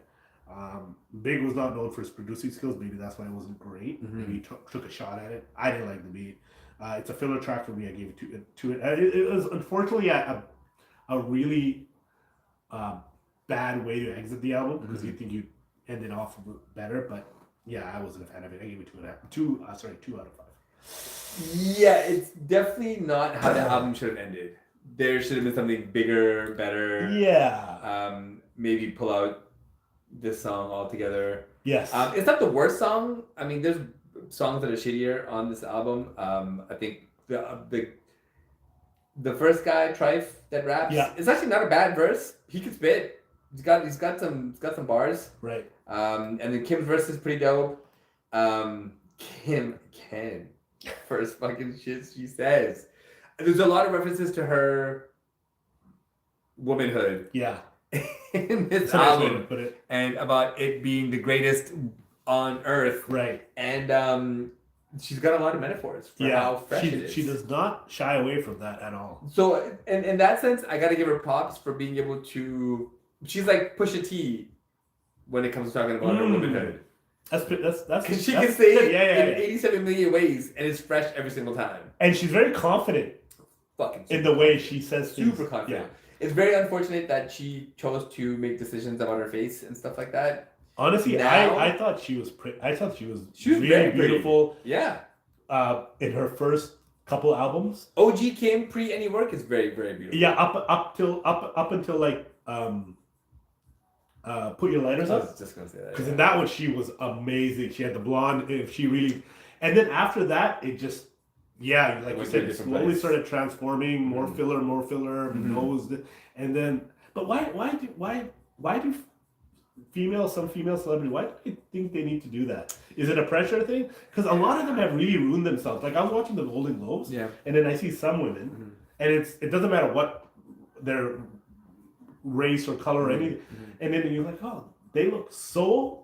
Some of them they still look great. They've aged gracefully. Some of them, you look at them, you can't even recognize them anymore. And it's more women than men who do it. Now, I think more guys are getting more vain, and I see more male celebrities doing it. Like Mickey Rourke. I don't know if you've seen him, but holy shit, what happened there? But yeah, like these women, like I see them, I'm like, you were good looking. Okay, so you're gonna get older, you're gonna have some wrinkles, but you look nothing like, and not in a good way either. I think Angela Bassett's the best example of how to age. Angela Bassett. She looks incredible. Regina Hall, amazing. Right? You know, again, a lot of these women are going to be black women. Yeah. Black women age incredibly well. It's true.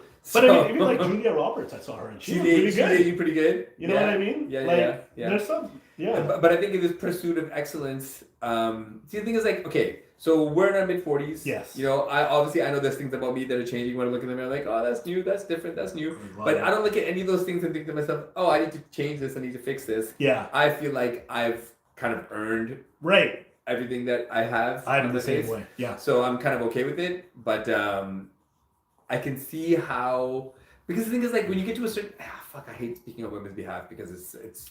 I mean, what do we do? It's not justified. Yeah. But based on in my life, right. When you get to like your late 30s, early 40s, and the perimenopause starts to happen, and your body starts to change, and the hormones change, and all these things you start to go through. It doesn't really matter how successful you are; it's how you feel when no one's around, right? It's true. And maybe she's seeing herself in ways that we can't see, but it's unfortunate because if she could see what everybody else sees, could see, right? Maybe it would be different. It's true. And the thing is, there's nothing wrong with it. It's just I feel like her and a lot of other women were perfect prior to doing all that. But like you said, who am I to say how they are feeling or how maybe, they're not. Yeah, what you're feeling inside is completely different from what the world But sees. I mean, at one time, Kim was... Yeah. Wow. Yeah, definitely. So overall... But this one, so wait, what did you give this one? I gave it a 2 out of 5. This one gets a 3 out of 5 for me. Okay. And again, because the verses are good. But again, I feel like the collabs on this album didn't really have chemistry outside of Jay-Z's collab. And even Jay-Z's collab, the verses. Yeah, other than like different studio. like Diddy and Big on some hooks or some choruses, I think they did okay. But you're right. Other than that, and C's, the ones that you would think would do well, like Junior Mafia, Jay-Z, and Jay-Z, didn't do very well. Yeah. But like that album cover is iconic, right? Like it really is. Absolutely iconic. It really is. Yeah. Well, you'll see it. We'll put it up. Yeah, we definitely will. So I give it, out of 5 CDs, as our rating system is, I give it a 3. And I was struggling with 3.5 or 4. 3.5 or 4. And I almost gave it a 4, and then I was like, And then I was looking at some of the other albums we reviewed. I'm like, well, if I give it a 4 and I gave this 3, so I had to kind of balance it. And I was like, okay, 3.5, but it could have gone 4, but I give it a 3.5. These are very hard decisions, because I'm trying to get to a place where I can be more definitive with Right. my answers, Yeah. and not be wishy-washy. It's tough, but But it's really tough Yeah. because like the stuff that she did on the album that's really really good is really some of the most important stuff to happen absolutely. for women in hip hop. And iconic songs. Iconic To this songs, date. iconic flows, iconic usage of the language. The way she did Yeah. was pretty spectacular for a debut album for a female MC. Iconic album cover, iconic videos. Yeah, the videos were iconic. I mean, Her look, everything about Yeah. it personified like a great career was coming. Yes. It's really hard. But then again, like you said, we look at the other albums Yeah. and be like, well, I can't give this album that and give that album the same thing when I know that album's way better just off of principle. Well, and exactly, because I was That's like, unfair. well, I gave Illmatic 3.5, right? So if I give, and I'm not, it's not a male or female thing. It's just No, like no, the for sure. album in general. Yeah. Am I saying this is a better album than Illmatic? Yeah. I don't know. That's It might be, but it's a hard thing for me to say. Okay, Yeah. well, so then when I thought about that Mhm. and some of the other ones we've done, I was like, yeah, no, it's tough to give it a 4, but I wanted to. Yeah, so out of 50, weird that Genius puts Not Tonight, Ladies Night Remix as one of the songs on the album. So that Not Tonight, which is a different than the Not Tonight that's on the album. Mhm. The Not Tonight on the album is the JD song. Right. This Not Tonight was a song from a soundtrack, if I'm correct. It was from the Nothing to Lose soundtrack. One of those. Right, remember? And Yeah. then they all did that song.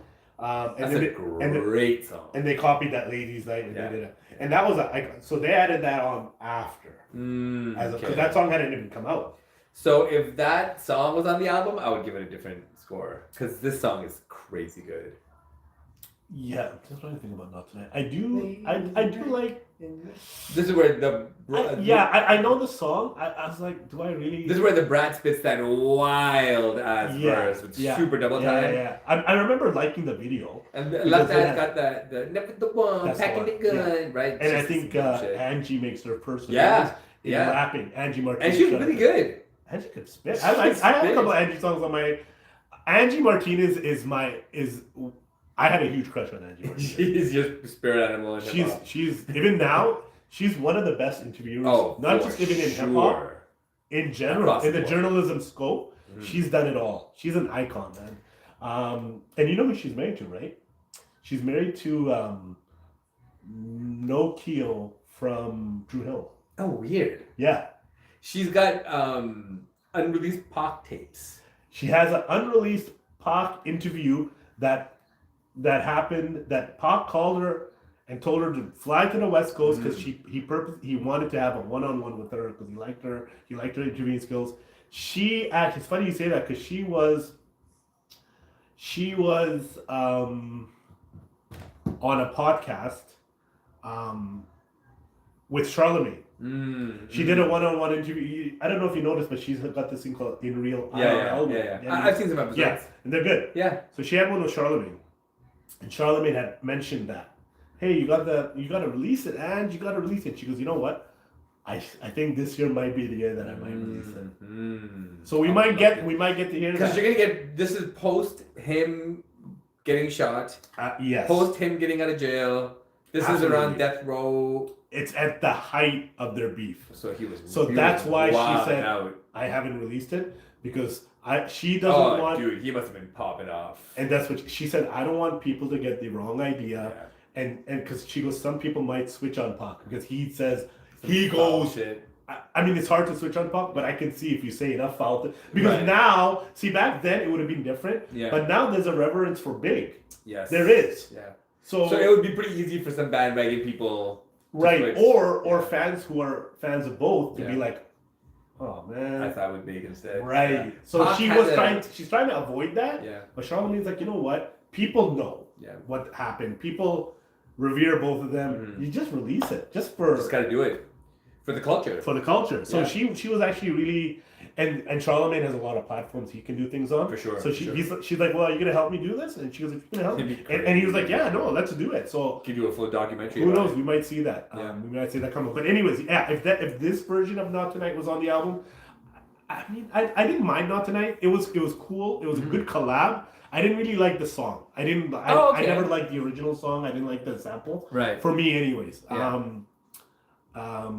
But yeah, I think would it have made a difference? I don't know. Maybe because the rapping was so good and the collab was so good. Maybe I would have given it a 4. But yeah, would you have stepped it up? It would have made me give it a higher score as well. Sorry, I didn't even know what you gave.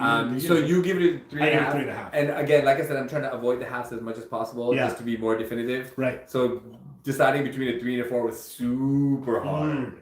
Because if it's a 4, it's gotta be that one. Fucking phenomenal. Absolutely. Album. Like when you get a 5, it's pretty much a perfect album. It's pretty much a no skip. That's what a 5 CD certified OG album gets. And when and this podcast, when we're rating things, I think we are really rating things. Yeah. Like even like the Source got a lot of things wrong. Where they gave albums probably something too high. Yeah, 100%. And then some albums something too low. I think we're pretty consistent. Even the rappers that we love, we don't let that blindside our actual like the album itself. Because the music is the music, man. Music is music. Right? Lyrics are lyrics. Yeah. There's a lot of iconic status, whatever. So yeah, you definitely get the real one. So what did you ultimately go with, sir? You went with it got a 3. Yeah, that's funny. Hardcore got a 3. Yeah, so we're not far off. Yeah. I get it. But when you listen, like... But you probably enjoyed the album more than what... I enjoyed it so much. Right? I enjoyed it so much. I enjoyed hearing her at her best. Absolutely. Like, this is peak Lil Kim. Yeah. She had some like great albums afterwards. She did. She had the Notorious KIM. She had some Mafia. Some she had afterwards. some really good albums. But this was... This is a great way to introduce yourself to the world.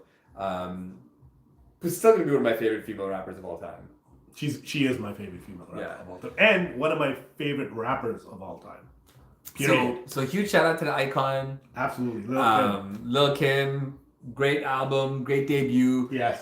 Make sure you do the subscribes right now. We're trying to make sure that this platform reaches as many people as possible. So if you like the episode, make sure you share it with your people. Please. Hit the like, hit the comment. Just copy the link, share it with your friends if you like it, and we'll make sure we keep bringing you new content as much as possible. The consistency is everything. Absolutely. And we're getting there. As you can see, we got the merch post up in the back, which is going to continue to grow. And hopefully we can do some giveaways and get some of the merch in people's hands. We got big things for 2026. Yes, it should be a fun year. Absolutely. Talking about some things that we love. So Absolutely. It's _high phrase on YouTube. It's _high phrase on TikTok, on Instagram. If you want to follow me, it's THIS _IS_ALITE. I hate doing this shit, but you gotta fucking do this shit. You have to. And Rizzo doesn't do social media because he doesn't give a fuck. So you're not gonna get a hold of him. No. Anywhere else except for the podcast. That's right. 90 to infinity, y'all. Peace. Peace.